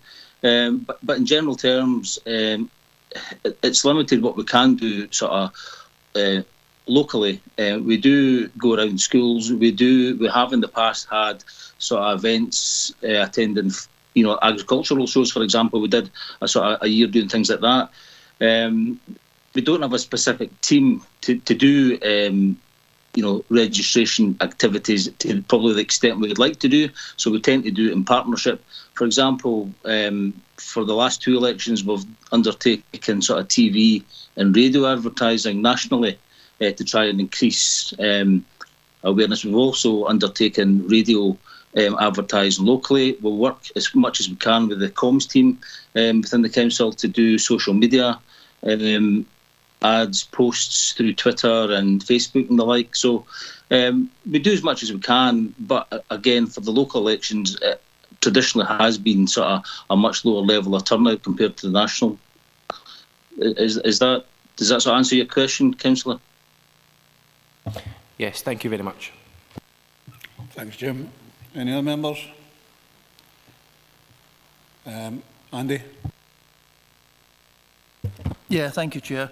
On page 137, it says the Elections Act of 22 will bring further new burdens as well as funding. Can we have that a bit explained, expanded on? Thanks. Jim?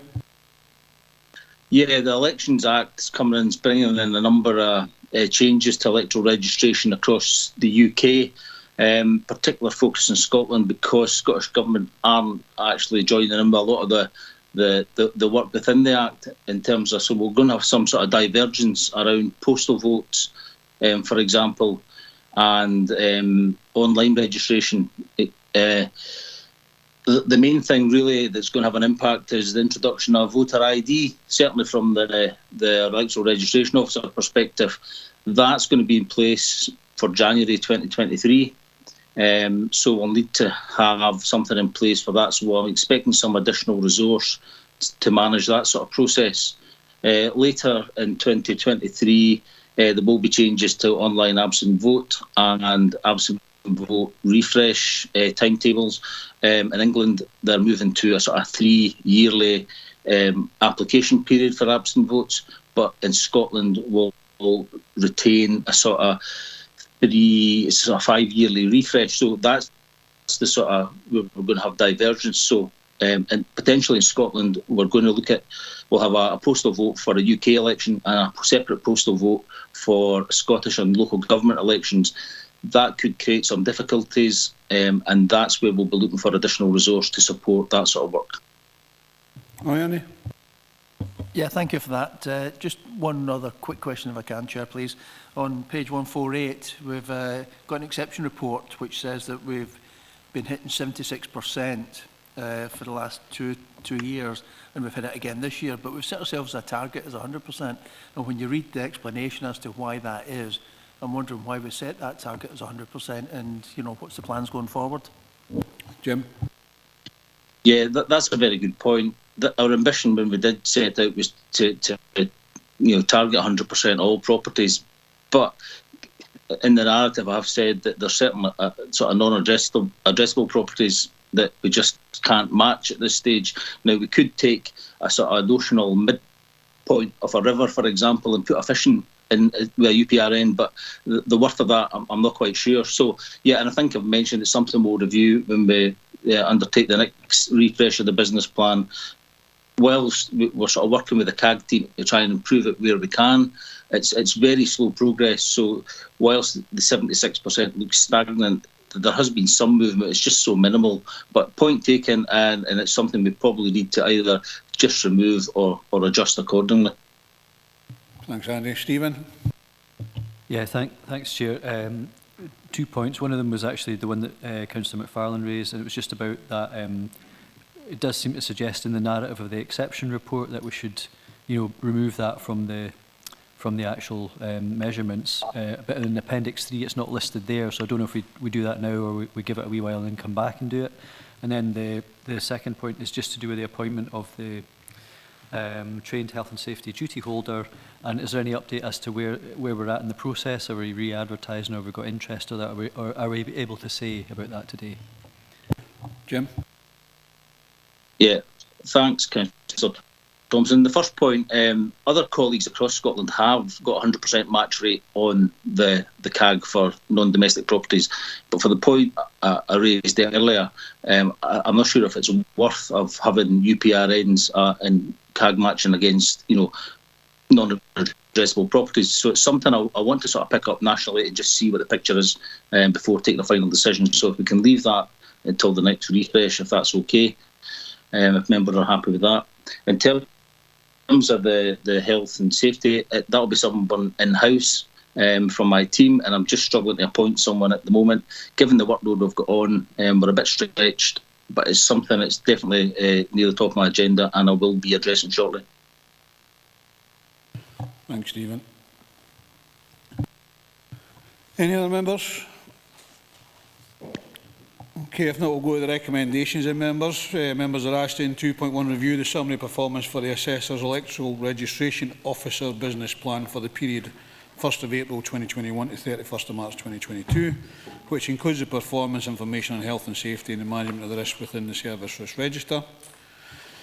Read that. 2.2, scrutinise the exception report and consider whether the actions proposed are adequate to improve the performance and future monitoring of areas which have not met the target. Appendix 2.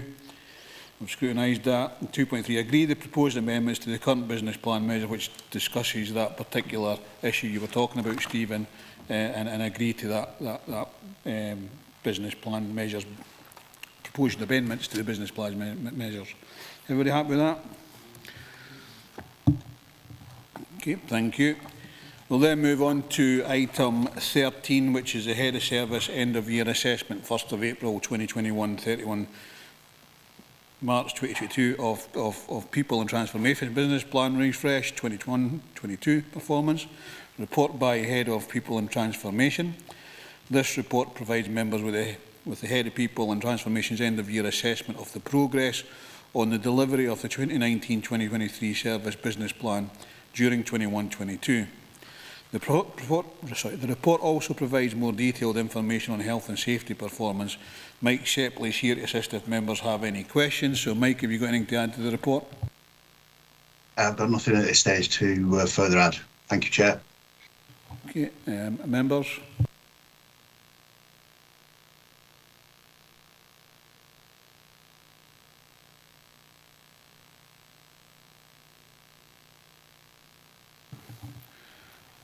can't see any members coming in. Oh, sorry, Andy. Yes, thank you, Chair. I was just working my way through my papers. On page 174, we've got cyber security, and it looks as though we're making progress, but it's very slow, and it looks as though we're still in the red, and it's clearly an area that we should all be concerned about. Can we get an update and what we can expect? Okay, did you get that, Mike? I did, thank you, Chair. Thank you, Councillor. The work that we have been doing around cybersecurity has absolutely been putting the protection and security of all our staff and residents very much at the uppermost. We have a very good and positive working relationship with the national agencies, partner agencies around cybersecurity, and we are in daily contact with these partner agencies with regards to any updates around particular threats that they are notifying other companies of. And equally, we have also undertaken in the last 12 months further reaccreditation around our cyber security framework, and again in conjunction with the latest movements and technological improvements, in order that again we fully protect the council and its services and members of the public. Happy with Andy. Another Andy now. Aye. Sandy and Andy, well, there's a wee song coming on here, Chair. Good afternoon, Mike. There's a bit there on page 163, it's the exception report, or it's the chart telling us about the number of people who identify themselves as carers. Can you explain to us what work has been done between the Health Social Care Partnership and Social Work Service to ensure those who are identified as carers are actually have proper assessments carried out in them to make sure that they're capable of doing the caring that they're doing and it doesn't impact on their lives, and what measures were taken, if any, to make sure that they don't get overworked? Just remember, this is staff who are carers as opposed to carers out there. The staff who are carers. Right, yes. Mike? Yeah. If I may, Chair, thank you, Councillor Ferguson. Quite clearly, through a number of frameworks and initiatives, we have a dedicated HR resource working with our colleagues in the areas that you mentioned, that pay particular emphasis around the needs of our carers and equally through the HSE, through the work of the Health and Wellbeing Strategic Group, there is a focus on staff who, for a wide-ranging number of reasons, find themselves registered as carers. And again, we seek to work collaboratively to put in the necessary support mechanisms that enable people to undertake this very important role for their families and themselves and their wider networks. So it is very much one that is out there, supported by different mechanisms, including policy, and again the work of agencies in support of what is deemed to be a vital, shall we say, service to residents in the region. Welcome back, Andy. Yes, Mike, thanks for that. You've kind of reinforced what I thought would be happening. Just the numbers are quite stark. It looks as though the value we have as opposed to targets almost double. So it's a bigger problem than we first thought, I would suggest. Or problem is maybe not the right word, but it's a bigger issue than we first thought. Mike, do you want to answer that? Thank you.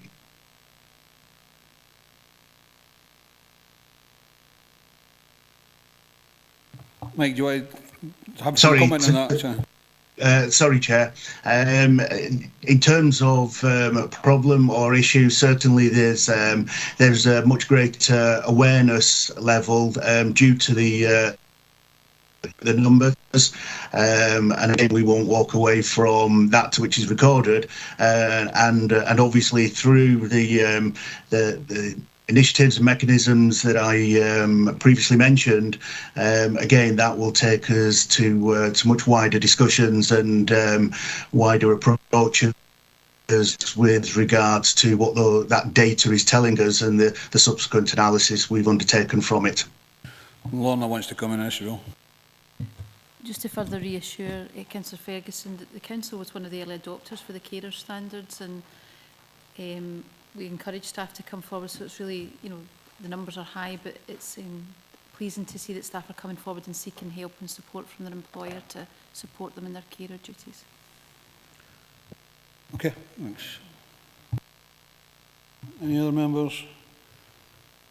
We'll go to the recommendations then. We've asked at 2.1 to review the summary performance for People and Transformation Business Plan for the period 1st April 21 to 31st of March 22, which includes the performance information on health and safety and the management of the risk within the Service Risk Register. So we've done that. 2.2, we scrutinise the exception report and consider whether the actions proposed are adequate to improve performance and future monitoring of areas which have not met the target. And 2.3, agree the proposed amendments to current business plan measure in Appendix 3. We're happy to do so. Thank you.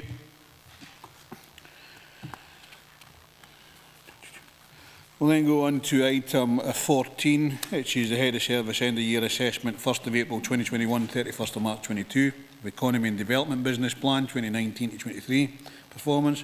Report by the Head of Economy and Development. This report provides members with the Head of Economy and Development's end of year assessment of the progress on the delivery of the 2019 to 2023 Service Business Plan during 2021-22. The report also provides more detailed information on health and safety performance. Steve Rogers is here to assist if members have any questions, unless Steve, you've got anything to add to the report. Nothing to add just now, Chair, thank you. Thank you. Members? Andy, then Stephen. Yes, on page 204, it talks about the percentage of staff completed their annual PDR. The figure is looking at 49%. Now, I was going to raise it with Mike, but his performance was slightly better. But it seems to be an issue across the council in that PDRs are not being completed as perhaps they might. Perhaps staff aren't engaging. I don't know what the reason is for that, so it'd be good to get a look in. But clearly, you know, this is a way of us managing and developing staff and making sure their well-being and that the training's up to date, etc. So I think it's a really key issue for the council. If Steve could give us a bit of insight into that, thanks. Steve?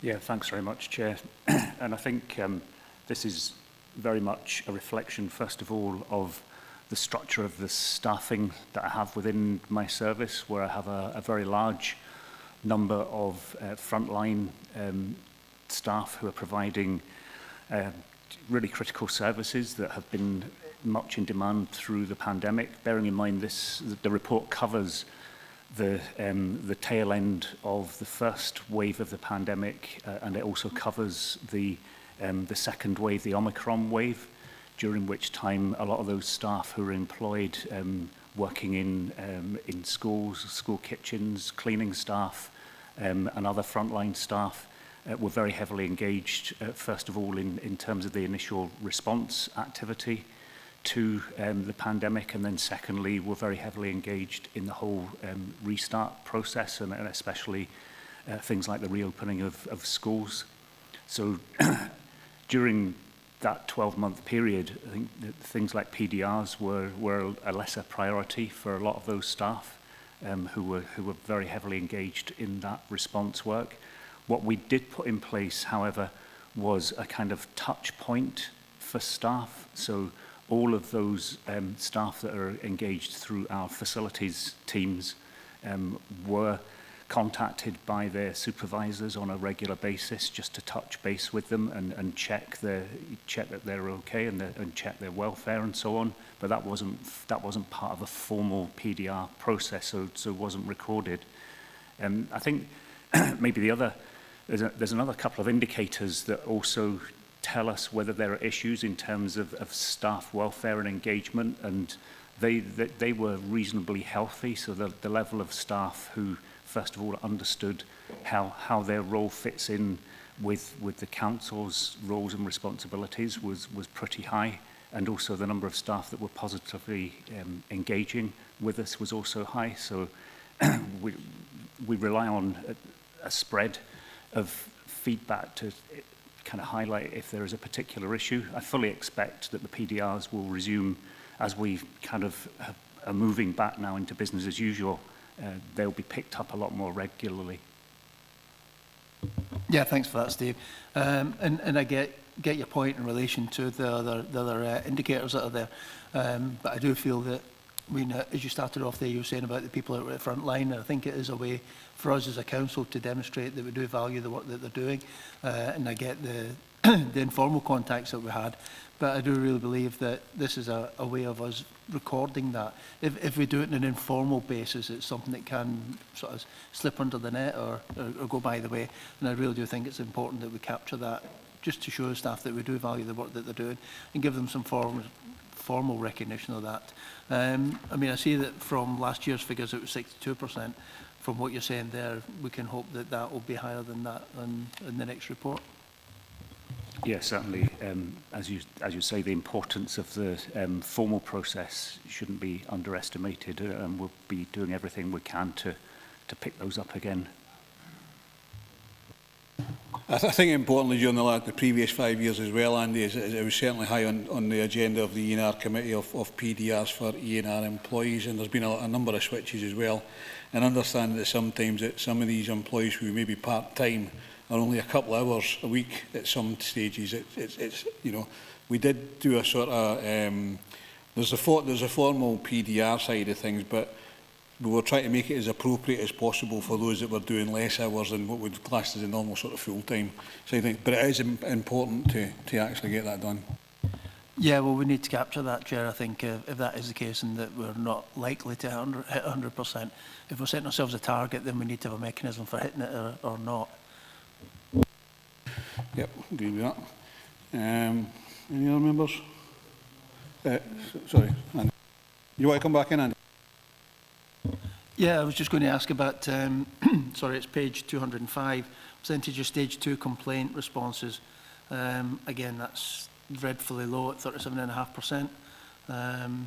You know, we're here to provide a service, and if people complain because we failed to do that, to then lag so far behind their own target in relation to responding to that, doesn't do us a very good service, I don't think. Steve? Chair, thank you. A large proportion of these complaints sit within the planning service, and they can be quite complex. And that's the main reason why sometimes we struggle, I think, to meet the strict timescales that are set out in the complaints process. But clearly, we do need to try to make sure that we meet those requirements, and we'll put in place steps to make sure that happens. Okay, Andy. Stephen? Thanks, Chair. Yeah, so obviously this is a retrospective, but it does raise a wee question just about how we support the campaign to establish the right type of national park, because I gather that, and it's maybe just one to maybe come back to members in terms of a briefing about the national process which has been determined just now to establish the pipeline for that, if you like, or how groups might bid into that, and whether or not we need to be the lead, take the lead on that, or submit a bid, or, you know, as yet the process is unclear, but I think there's due to be legislation or things passed at a national level which we'll have to be aware of in order to either support or take the lead on taking that forward. And I'm just wondering if that's something we could get detail on out with this committee, perhaps. The second point is just to do with hitting our net zero targets, and at what's the paragraph? 3.8.6. It's really just, I suppose the question is how much closer are we as a region to net zero given our ambitious targets, and also how do we compare to other regions in Scotland either in terms of leading the way towards the national target, and is that something that we can again look to bring back or inform members about, appreciating that this is a retrospective review? Thank you. Steve? Chair, yeah, certainly we'll be reporting back on the progress that we're making against the action plan, the climate change action plan, and that will highlight those metrics. As you know, that set out the steps and stages that we need to go through in order to meet that target. So there will be a separate full report on that coming.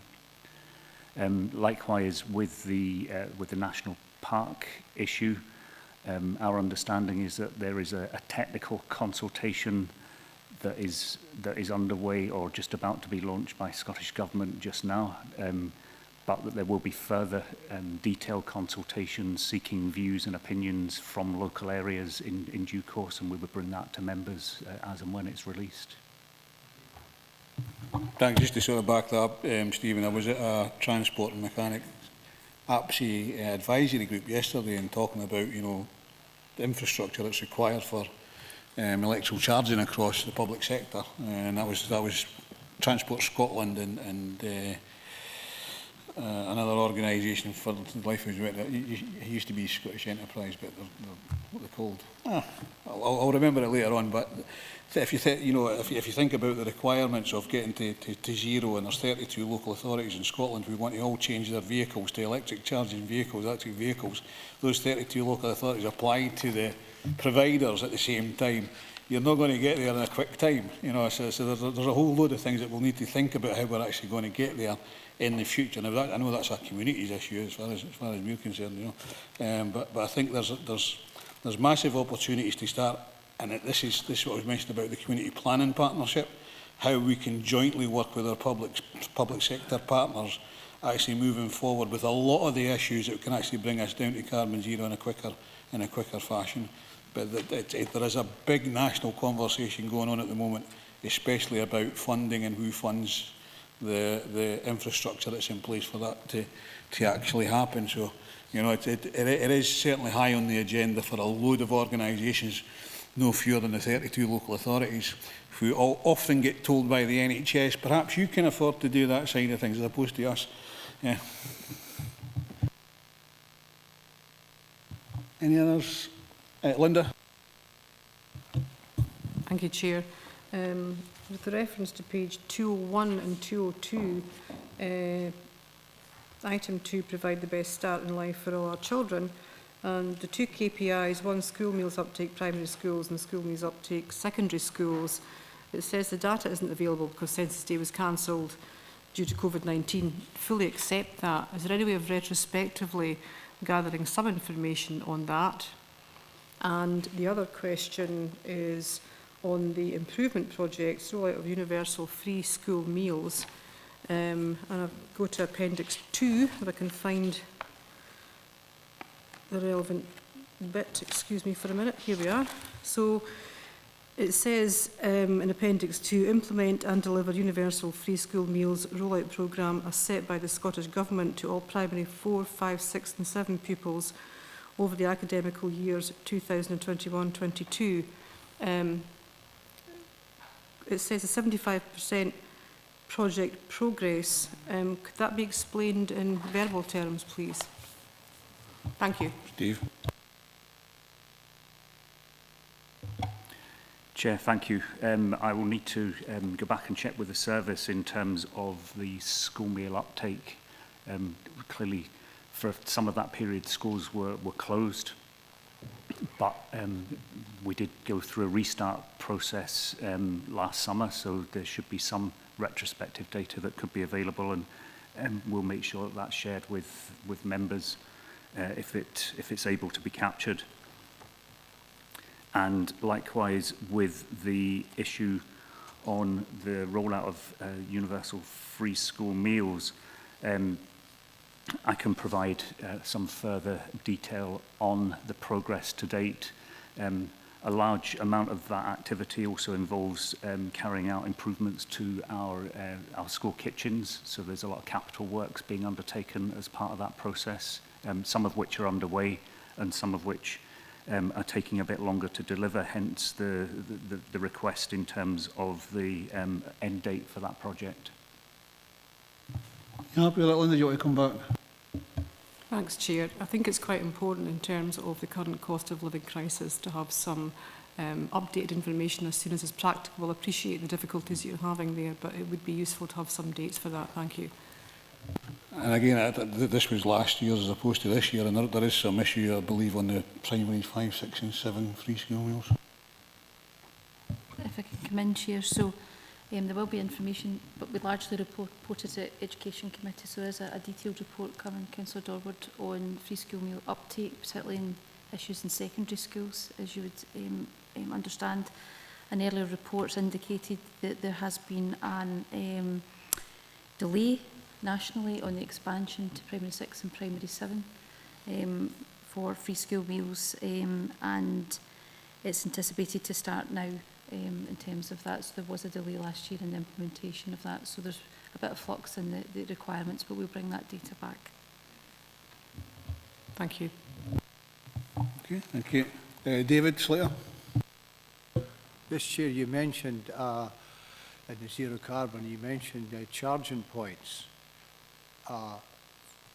Most of these charging points are being put in are only 7 kilowatt, which an electric car you could probably load to about 20 miles in 1 hour on these ones. The problem is we need more fast chargers, but the problem there is you need 3-phase electricity to do that. So there lies the problem of what to do with all these chargers. 7 kilowatts, okay if you're doing a bit of shopping in the town, but not if you're travelling any distance really. You have to sit there, it takes a 7 kilowatt charger 5 hours at least to charge a car up. Yeah, David, I mentioned that in respect to the sort of larger picture that was going on, not as part of this actual report, to give a bit of understanding of what was happening yesterday at another organisation's meeting. I understand all of that, and you know, and as part of the transport manager's role, he's looking at how we can roll out the charging facilities in Dumfries and Galloway. But that's 32 local authorities that are looking at that, and they need the funding to actually do that. Like so I was doing it on the BTEX, not as part of the report, but just as a bit of information that was getting shared out. Thank you. Okay. Can't see anybody else coming in, so therefore we'll go to the recommendations. And we're asked to review the year and summary performance of the Economy and Development Business Plan for the period 1st of April 21 to 31st of March 22, which includes the performance, information on health and safety and the management of risk within the Service Risk Register. We're asked to scrutinise the exception report and consider whether the actions proposed are adequate to improve performance and future monitoring of areas which have not met the target. And 3, agree the proposed amendments to the current business plan measures at Appendix 3. Happy to do so? Thank you. We'll then move on to item 15, which is Economic Development Capital Programme 2022-23. Progress update, report by the Head of Economy and Development. Members are provided with details of expenditure within the Economic Development Asset Class Capital Programme 22-23 to 24-25 up to June 22, with an update on programme and project progress. The report also seeks member approval on Stage 2 submissions to the Scottish Government's Regeneration Capital Grant Fund, 10th round 23-24. Melissa McGarry is here to assist if members have any questions. Unless, Melissa, you have anything to add to the report?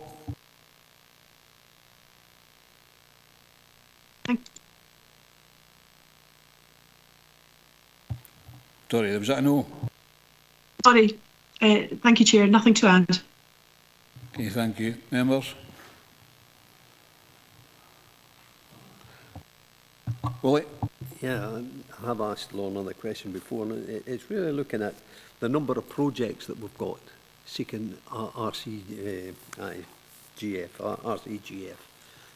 and them being ready to move on to submission stage.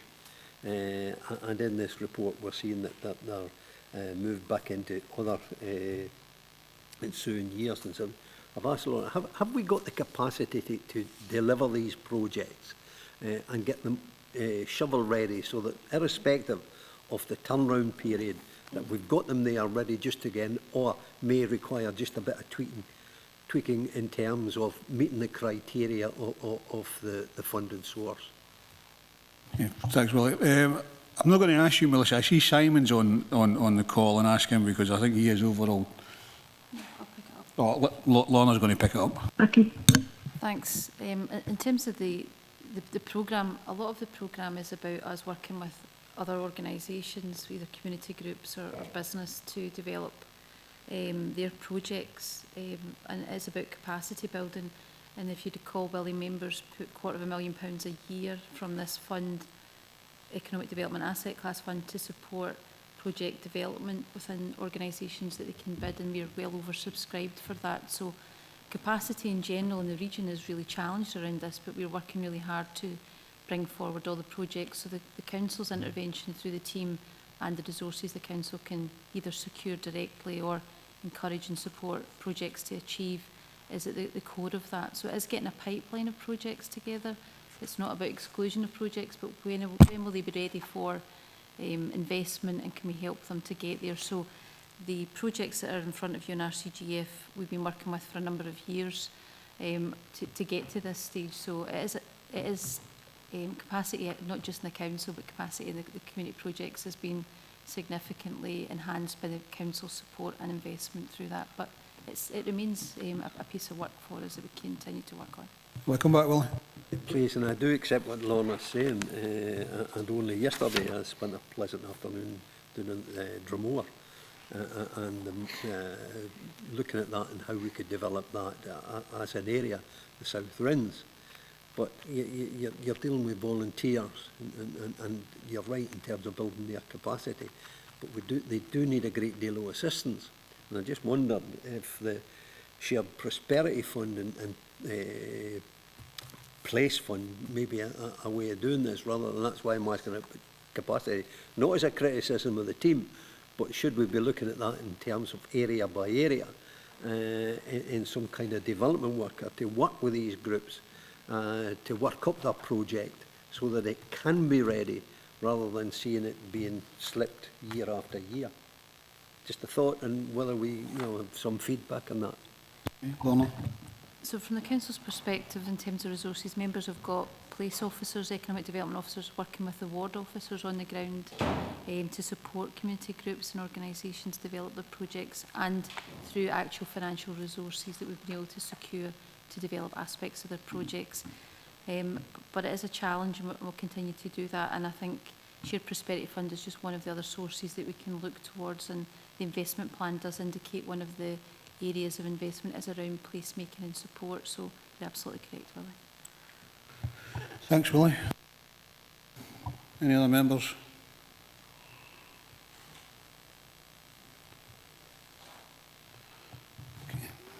We'll go to the recommendations then. Members are asked to 2.1 note the update on the expenditure for 22-23 as set out in Appendix 1 and 3, your budget updated for reprofiling, set out in Table 1 in paragraph 4.1. You note. 2.2 to note the programme progress and project updates as set out in the report and in Appendix 2, and more detailed information provided on key issues as highlighted in paragraph 4.2.1 to 4.2.5. Noted. 2.3 note the update on the Stage 1 funding bids that were prepared and submitted to the Scottish Government's 10th round of Regeneration Capital Grant Funds RCGF 23-24 in June 22, as set out in paragraphs 4.2.5 and 4.2.6. And 2.4 agree that the detailed Stage 2 RCGF submission should be prepared and submitted by the Stage 2 deadline for projects that were submitted to Stage 1 RCGF and are recommended by the Scottish Government to proceed to Stage 2, subject to feedback still to be received from the Scottish Government. Have we agreed to that? Thank you very much.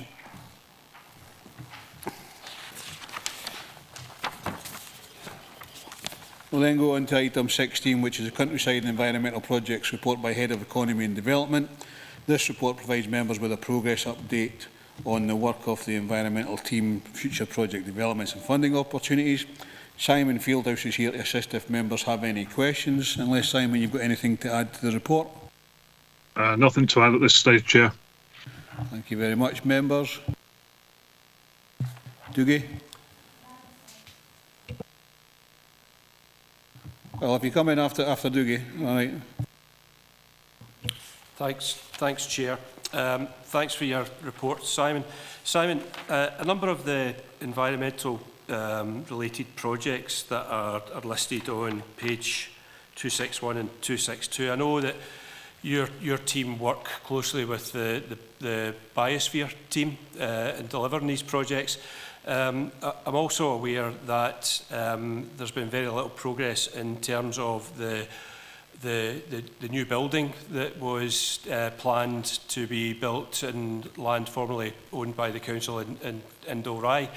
I'm concerned that the lack of movement from SOS is detrimental to the delivery of these projects. Can you, or perhaps Lorna, give an update in terms of are we likely to see progress in the near future in terms of moving forward with the accommodation for the biosphere team? Simon? Thank you, Chair. I can't provide a detailed answer on that, but I will endeavour to obviously engage with colleagues with SOS just to check that. My understanding is there had been some delays, but progress is being made. Can you slow down, please? Hi, sorry, Chair. Yeah, certainly. I can't provide an update at this moment in time, but we'll discuss with colleagues from SOS to get a detailed picture and bring that back to members. I'm aware there have been some delays, but things are moving forward just at a much reduced pace at this moment in time. But that shouldn't impact on the delivery of the projects outlined as part of the Nature Restoration Fund, Chair. Diggy, you want to come back? Yeah, that's helpful. So clearly it is creating delays that could be moving ahead further. I'm wondering if we should maybe write in a more formal basis to SOS and ask them if they can prioritise this, because and I should have actually declared an interest earlier, so I apologise for that as a new board member of the biosphere. But I'm really concerned that the work that's been carried out between the council and the biosphere team has been hindered by that accommodation not being in place. I'll just ask Lorna if it's possible to write on that behalf from E&R committee, saying that we are concerned about the time it's taken to move this project forward. So simply yes, so we can prepare that later. But I'll ask Simon just to get a bit more detail so that you have that within your letter. Okay, thank you. Maureen? Thank you, Chair. It was just a couple of points, clarify a couple of points regarding page 265, one, the South of Scotland Tree Planting Grant Scheme, which is for a £45,000, £1,000 given to each scheme in the fund you can bid in. I was just wondering, if these funds are not used or the 45 groups don't come forward, is this money carried forward as a rollover into the following financial year, or what happens to those funds if they're not used? And is the £1,000 enough for each project for tree planting? And the second point was on number 3 of the page 266, the Watercourse Resilience and Habitat Improvement Project. I was just looking there that change of habitat laws. Now this is working in partnership with organisations including the Galloway Fisheries Trust and the proposed Dumfries and Galloway Woodlands Group. Now the Dumfries and Galloway Woodlands Group, that's proposed. Is that established yet? Simon? And those two groups. Hi, thank you, Chair. In relation to the... Maureen, can you turn off your microphone, please? Sorry, thank you, Chair. In relation to the woodland grant funding for the planting scheme, that money at this moment in time is obviously allocated for the current financial year. We haven't had any issues to date in terms of securing interest from external groups to spend that money. However, obviously, if we were unable to achieve that, we would obviously look at bringing a further report back to committee and ensuring obviously any underspend could be reallocated to suitable projects. In relation to the Watercourse Resilient and Habitat Improvement Project, my apologies, Chair. Are we able to sort of just get an update in terms of the request there from the member? It was just to find out if that group had actually established yet. That's right. Yes, thank you, Chair. We brought a paper back in June to obviously seek support and approval to create, obviously, the Woodland Group for Dumfries and Galloway. My understanding is that is moving forward at pace. An advert has been out. We are seeking to obviously recruit for that external organisation a project officer to take that one forward. So that will be hopefully operational within the next month or two. Happy with that, Maureen? Yes, that's fine. Thank you, Chair. Yeah. Okay, John? Yes, thank you, Chair. Just in connection with what Councillor Dougie Campbell had mentioned and Maureen's point, looking at all the projects along the list there, it seems like we have a lot covered along the west and the central. There's a lot of projects there under development at the moment and they're ongoing. But the question I had was more about Thrieve and that sort of area with the land issues linked to the projects there and the areas that we have. I was thinking with the National Trust, are we working in partnership with them, or is this a separate project? If you could just clarify that for me. Simon, and remember, take your time. Aye, thank you, Chair. Will do. Yep, just to reassure members that we are working very closely with the National Trust for Scotland. We are working very, very closely through the Galloway Glens Local Landscape Partnership Scheme, and obviously ensuring that we work to ensure that their goals, our goals, can be met and achieved through the projects that are being sort of delivered within this programme.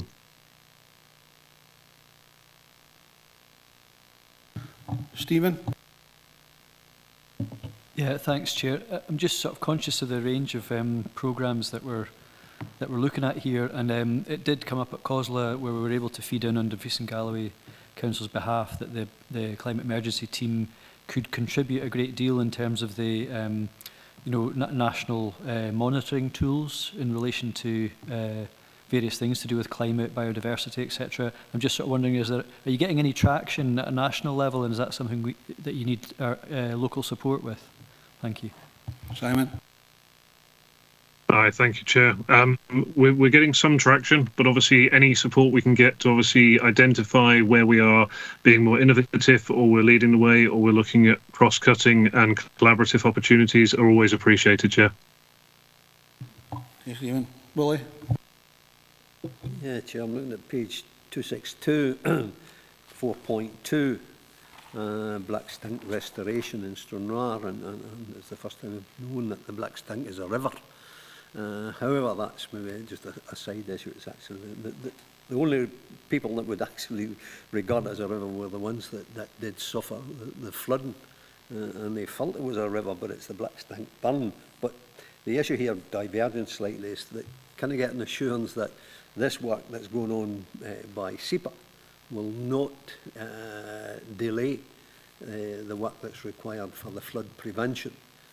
I know we have purchased a field behind the NFU building, and we're going to turn that into a floodplain, which is interesting in terms of SEPA's involvement, but I hope it doesn't delay in any way the work to the flood prevention.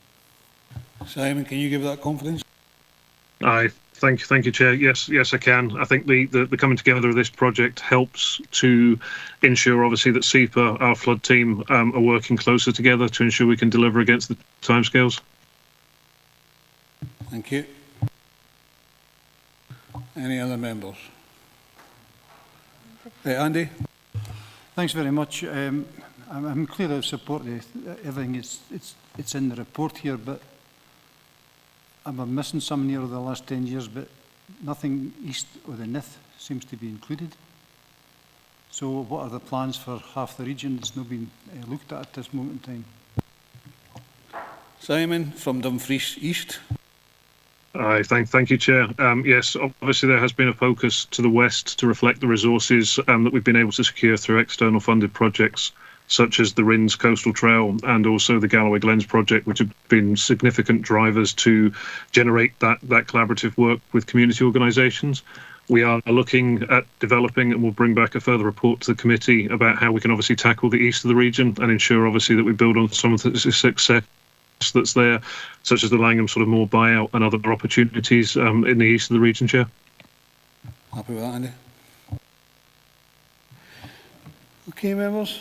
Before members go to the recommendations, and members were asked to agree to support the establishment of a Marine Research Centre on the principle for officers to explore options For the siting within the vicinity of Agnew Park on council-owned land in Stranraer as part of the Solway Coast and Marine Project SCAMP, funded through the Borderlands Innovation Growth Deal. 2.2, agree to accept the external funding provided to support the delivery of the following. 2.2.1, the allocation of the nature restoration funds at paragraph 4.1 to 4.13. Agreed.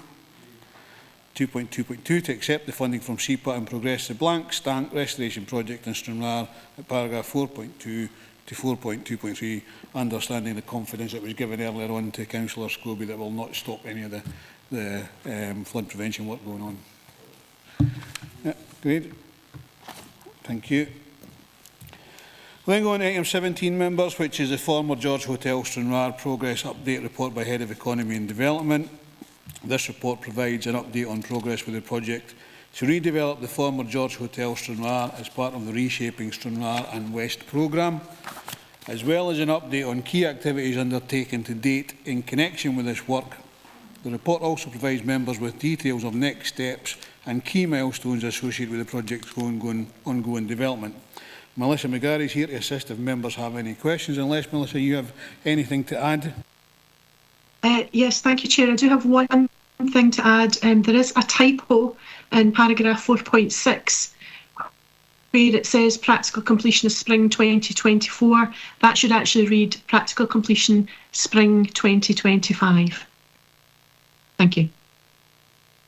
Thank you. Members? Willie? Yeah, Chair, and I really welcome this report. It's usually the adverse report we get on the Georgia telling how long it has been derelict, going back many, many years. So this is really moving forward. It's just on saying that, and hopefully, with all fingers crossed, that we do secure the levelling up fund, but it's just the fallback position. That we do have one, because the local paper was in last week just saying, you know, August or the autumn before we're starting anything, but, you know, it will take time. But on that point, just on 4.1, and again, I had a positive meeting with Lorna and Steve on the whole development of Stranraer and George being featured in that.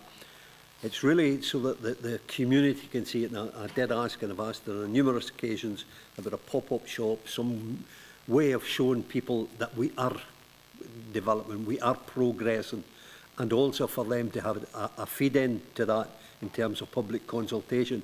It could happen in the library in Stranraer, which is now the new customer focus centre, and it's almost like when you see a church that needs a roof, you see the barometer and you can see it climbing up.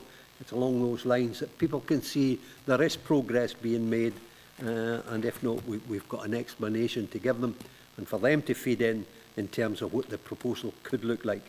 We've had illustrations there in terms of 3 photogenic as to what it could be, but you know, it's worth that the people of Stranraer feed into that, the George Hotel. And it's exciting as to what's here, but we do need to get that buy-in, which is starting to show green shoots, but we need to keep building on it. Melissa, can you come back to that? Yes, thank you, Chair. That's a very helpful suggestion, Councillor Scobie, and I'd be very happy to work on that with colleagues and also with our project partners as well in Stranraer, to look at making sure that there is something that's available for the local community so that they can better understand where we are in progressing the project. Thanks, Chair. Can you help with that, Willie? I'd like to see it. I'm sure Melissa will keep you informed as area chair and how they're going to take that forward. Okay. David Ingalls. Yeah, thank you, Chair. Thanks, Melissa. Good report. It's good to see this moving forward. Really pleased with this. Couple of issues on page 273. When we have a look at the items that are listed there, the bullet points, there's only 2 or 3 in there that we could do a bit more meat on the bones. For example, gallery space. exactly what we're going to look at in Galloway space. I think elected members would be interested to know what you had sort of in mind for that. And I think, given the heritage over there, I think we need to take ownership of what has happened in the area over the last 50, 60, 70 years or whatever, and make this somewhere that tourists want to come to. Looking at the list that's here, it's quite light on that. You know, you've got gallery space and bouldering facility. So I think we need some more information on what your views are on this gallery space, because that, for me, is the one, and the bunkhouse is the one that's going to make it sustainable.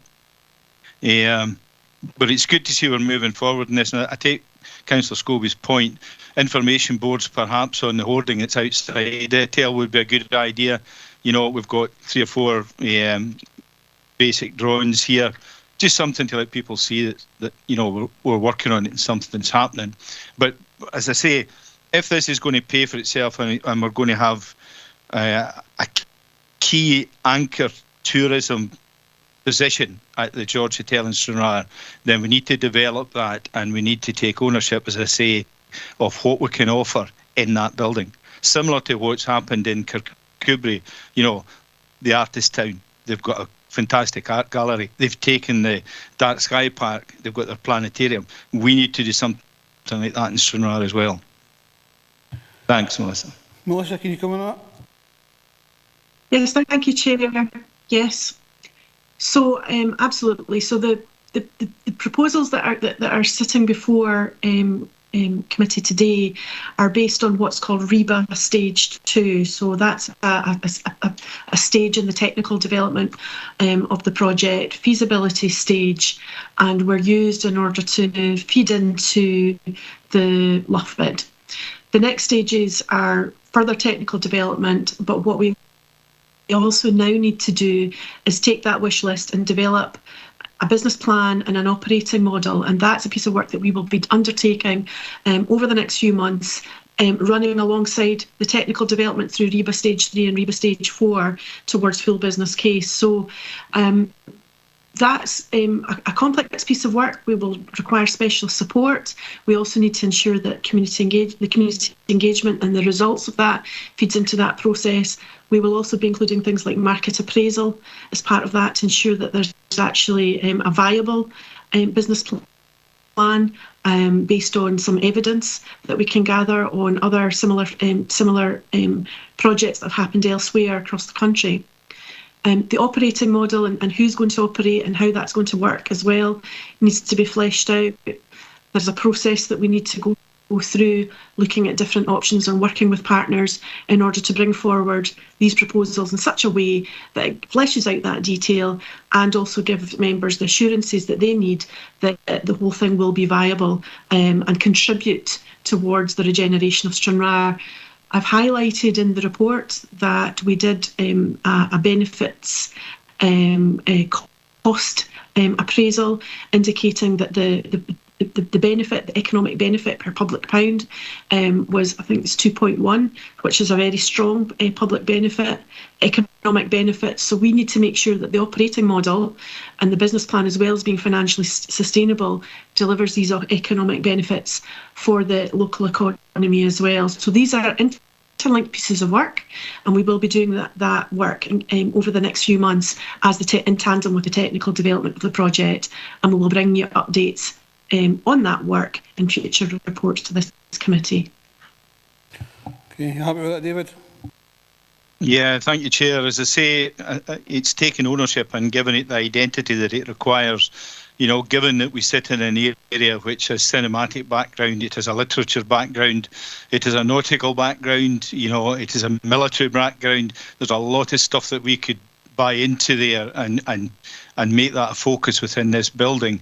It's all very well putting pottery space in and artist space, but you're not going to make it sustainable through that. Thank you, Chair. Thanks, David. And I think that'll be flushed out the further sort of consultation and agreement arrangements that are in place that Melissa talks about. Any members? Andy?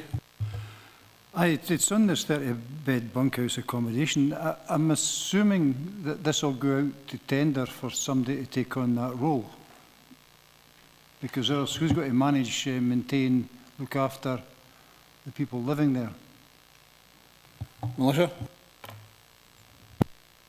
That's part of the work that we will do to consider options for the operating model. So yes, that would be one of the options considered. Okay, that'll be Andy. David, you've got your hand still up. Is that a legacy one? Chair, I was actually just going to come back in on that point that Andy's just made, if that's okay. Yeah. Yeah, you know, it's all very well having a bunkhouse, but it has to be maintained. Somebody's got, you know, it's got to be cleaned, it's got to be changed, etc., etc. So there's quite a cost involved in that, and we need to look at whether that space could be better used doing something else. Thanks, Chair. Thank you. Andy, did you want to come back in before I bring Willie in? Yeah, we'll kind of be it because it's a very specialist piece of area, right? You know, it's not just something we can say, we'll have that there. And I appreciate I've come late into this because I've not been in this committee before. I'm just trying to get up to speed in this. But where's the evidence that we actually need a 30-bedroom bunkhouse in Stranraer?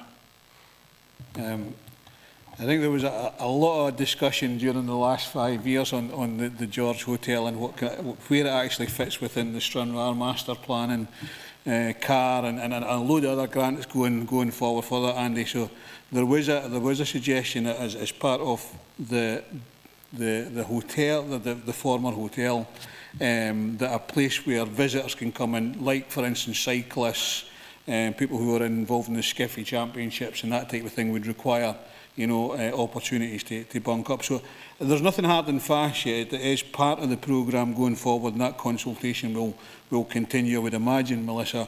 But, you know, as Andy suggests, it's 30, potentially 30, but it could be less, it could be more. You never know at the end of the day because you're still at that process. Is that correct? Yes, Chair, that is correct. I would also refer Councillor Ferguson to the report that we brought to this committee in February of this year. There is an appendix, I think it's Appendix 3 to that report, that looks at a broad range of potential end uses and the strengths and weaknesses of each, and why some were ruled out and why some were still kept in. So what we're talking about is a preferred way forward at the moment. It's not the preferred final option because, as I say, some of this will be subject, well, quite a lot of it will be subject to market appraisal and a detailed business plan and the development of a financially sustainable operating model that we can bring back to members for consideration. Thank you. Okay, Andy. Thanks. Willie? Yeah, Chair. The bunkhouse concept is the one thing that will keep this sustainable, and we can keep it in-house or outsource it to management, whatever, structure and so forth. I've illustrated in past how people are prepared to pay £1,000 per week just to go on a week's vocational course, and that they're doing something, and this would provide that facility to do this. And the more we have, the more it's going to be sustainable. And one of the things that's been spoken on, and David Ingles spoken of, I was over in the North East just of late, and I went round to South Shields, and they have changed a council building into a museum, but a museum based on the indigenous industries of the coal mining and the shipbuilding. And then they put in a period tea room, costume dress and everything else, and it attracts thousands into what is a low economy and just like ourselves, and it attracts people, and that's the kind of thing that's where it's a tourist leisure and culture. And if we can offer up those courses, people will come. I'm quite sure of. And I think what we're saying is there's nothing outside of that you know, we're not taking anything away from what could come in the future, Willie, and hopefully. David Slater? When it's called a bunkhouse, is this more like backpackers, say for one night, or is there better facilities in the room where people could stay a few days? The bunkhouse kind of tends to go towards backpackers. That's just my questions. I think David, you can turn your mic off, please. It's early days yet, is what has to be decided. Again, listening to what Willie was saying there, with the opportunity of holding courses, for instance, in places like that, you would expect to have bed and on suite facilities and things like that. But there is the opportunity, of course, to say backpackers, you know, cyclists. Cyclists are doing the same as the backpackers. Basically, they're coming in for a day and a half and then off ski again. But it comes back down to that, making sure that consultation is right and the market research is there for us to actually do it. Melissa, do you want to add anything to that? Yes, thank you very much. Thank you, Chair. Yes, I'm not a specialist in bunkhouses, but what I would like to do is reassure members that in including a potential bunkhouse facility within this project, we were very careful to ensure that what we were not doing is displacing demand from the existing hospitality sector in Stranraer. So existing hotels, existing B&Bs. What we're looking to do is to target a market that isn't currently provided for by those particular facilities. So clearly what we're trying to reach for here is the other investments that we're bringing to the area, particularly around the marine leisure destination, the walking destination, and the particular markets associated with those types of offer. We're trying to see if there are ways that we can capture those more spend from those markets over and above the walking routes and the marina. We wish to capture some of the spend from that as a route to bringing visitors actually into the town centre. Help and ensure that this facility is sustainable, but also creating footfall to the town centre that other businesses would benefit from as well. Okay, thanks, Melissa. And being an ex-army man, I'm not going to ask you to put a trench with a sleeping bay in it. Okay. So members, can we go to the recommendations then? And at 2.1, we'll note the update on Archie, I've got my hand up. Sorry, Richard, I can't see that. I can't see your hand up, Richard. But if you want to come in, that's fine. Yeah, just very quickly.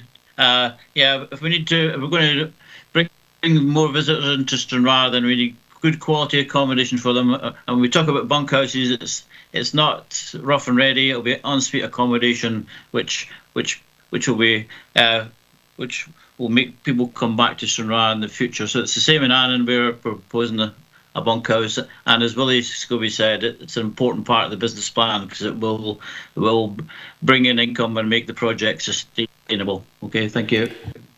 Thanks, Richard. And John Dennerley wants to come back in. Yes, thank you, Chair. I was interested in speaking about the recommendation there. I noticed that in the marina, they've done some research into the centre, and many of the natural the coastal area. We're trying to make sure that we have more people there, try and encourage more people to go to those areas. We've got the beach and the research in with that, and we've got many of the mammals in the area.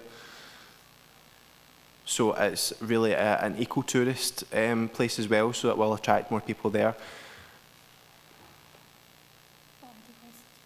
So there's a lot of biodiversity in the area as well.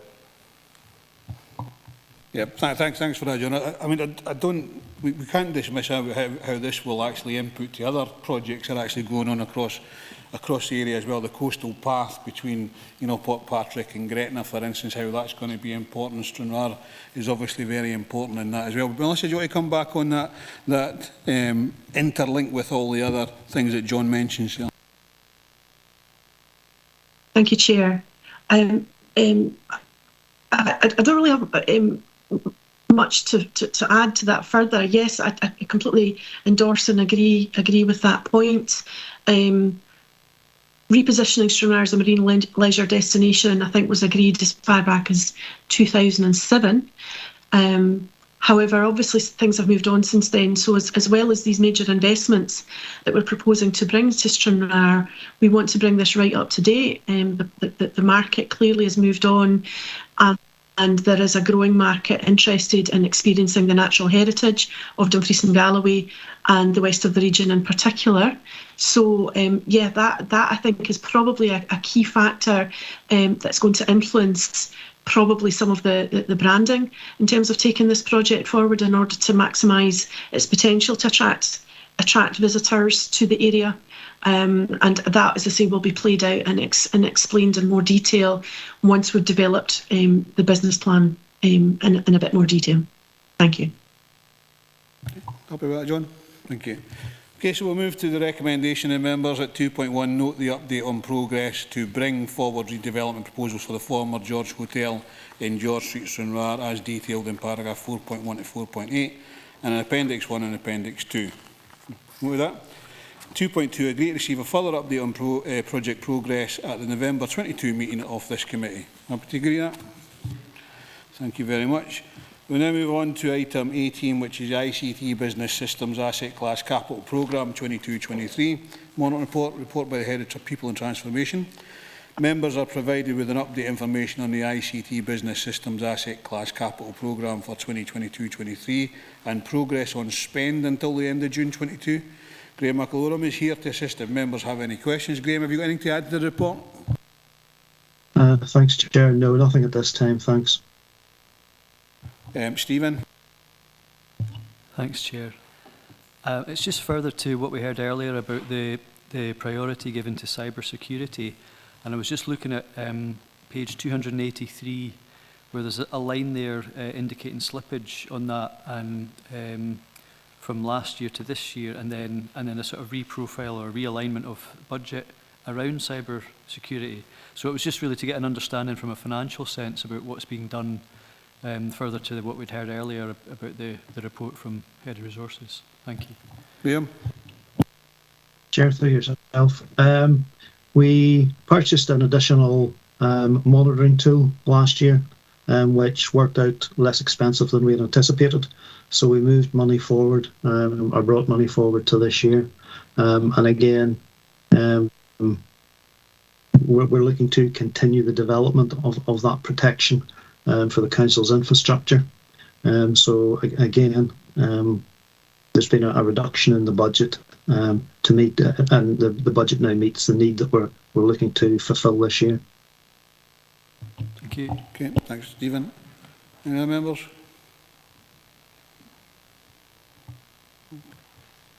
Okay, we'll go to the recommendation then, members. We are asked at 2.1 to note the physical and financial progress of projects at 30th of June 2022 within the ICT Business System Asset Class Capital Programme for 22-23, which is currently forecast to utilise the full allocation as reflected in the appendix. Noted. 2.2. Agree the realignment of the block expenditure as outlined in the appendix to more adequately reflect operational deployment. We're happy to agree with that. Thank you very much. Thanks, Graham. Thank you. We'll now move on to item 19, Property Building Other Asset Class Capital Programme on 22-23, report by Head of Economy and Development. This report provides members with update information on the Property Buildings Other Asset Class Capital Programme as of 30th of June 22. Paul McCulloch is here to assist members have any questions. Paul, unless you've got anything to add to the report? Thanks, Chair. Nothing to add at this time. Okay, so we've got David Slater, Willie, and then Stephen. Yes, he has the ice bowl in here. I have to ask what's the position of electricity for the ice bowl in the future, because electricity is going up and ice takes a lot of money. It takes a lot of money to make ice. I just wondered what the position might be on the ice bowl. Thank you. Paul? Yeah, thanks, Chair. So you'll not be surprised to know that the ice bowl is one of our, I suppose, largest users of electricity. This project is twofold. Firstly, to make the building more airtight from a fabric perspective, in order that the air that we're tempering within the building is correct. And the second thing is an upgrade to the mechanical and electrical systems, which are now at end of life, but which will make significant improvements to our energy use in the building. Happy with that, David? Willie? Yeah, Chair, I'm looking at this report and just one observation in terms of what it says about the George Hotel and stability work being completed. It's a very precarious building as it currently is just now, and when you pass along Church Street, you often wonder when the thing's going to fall on you. So, you know, just if Paul could give some assurance on that one, and that it is completely secure.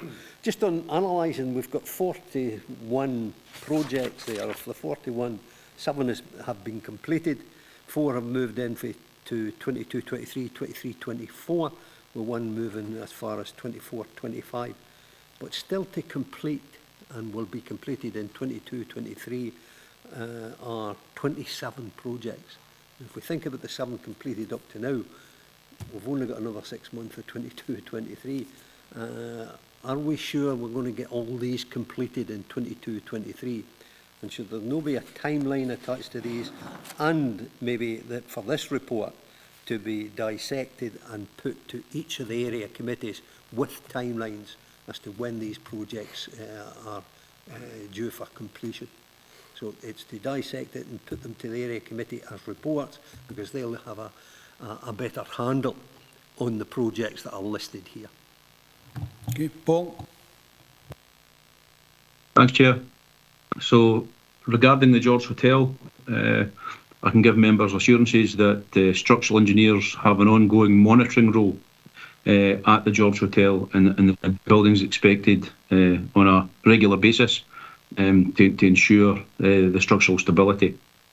With regards to the projects, the 41 projects that's referred to, each project within this programme of work has a detailed programme that shows completion dates. We're quite confident at this stage that we'll deliver the projects. With regards to the last point regarding area committees, that's perhaps something that we can take away and consider. Will you want to come back in? Before you do, however, can I just say, would it be possible to put those timelines into a future report, you know, for economy and resources, because obviously this will get reviewed again in 6 months' time, and as Willie's saying, you know, we've only went through 7, and there's 20 odd left in the 6 months. So, with an end date to each of those, rather as, you know, the timeline, just saying when you expect each of those projects to be complete. Thanks, Chair. The answer's yes. Yeah, Chair, I welcome Paul's remarks and that he is confident that he will finish them. Also in terms of the stability of the George Hotel that is continually being monitored, because, as I say, it's a precarious building. But I'll come back, rather than taking it away, I'd much prefer to dissect it and form a report to the area committees so that they can see each of the projects in their areas and a timeline attached. I'll bring Lorna in. I think that's, in terms of reporting and delegation area committees, that's a matter for members to consider as part of other places. But in terms of what Paul has said, you know, in terms of providing information to area members at a ward basis or on an area basis or in projects, we can do that, Willie, and obviously the discussion on formal reporting. But of course, the area committee, it would be for information, and the decisions are made obviously at this committee. So if we can provide that information to members, then we'll do that. But the reporting at committee we'll leave to other places, and we'll pick that up with colleagues. Okay, how about that, Willie? Stephen? Yeah, it's a not unrelated point, but I think there's a lot of good work obviously being carried out, reported in this paper, but I think it's maybe presentational a little bit. So I would probably find it easier looking at this information in the form of a table or a kind of ordered list, and maybe that could include the date in terms of suspected or predicted completion. And I'm sort of likening it to the report that members of Communities Committee might receive in terms of the capital works, where it just orders it by area. So you can see sort of at a glance across the piece that there's going to be carriageway strengthening or road surfacing or whatever it might be, and that's ordered by area as well, so it's quite easy to keep track of, and I'm just wondering if there's a wee bit of consistency we could learn across the piece in that regard. I'll ask Lorna on that, because obviously that's not just about this particular, that's other things as well, Lorna. Sure, thank you.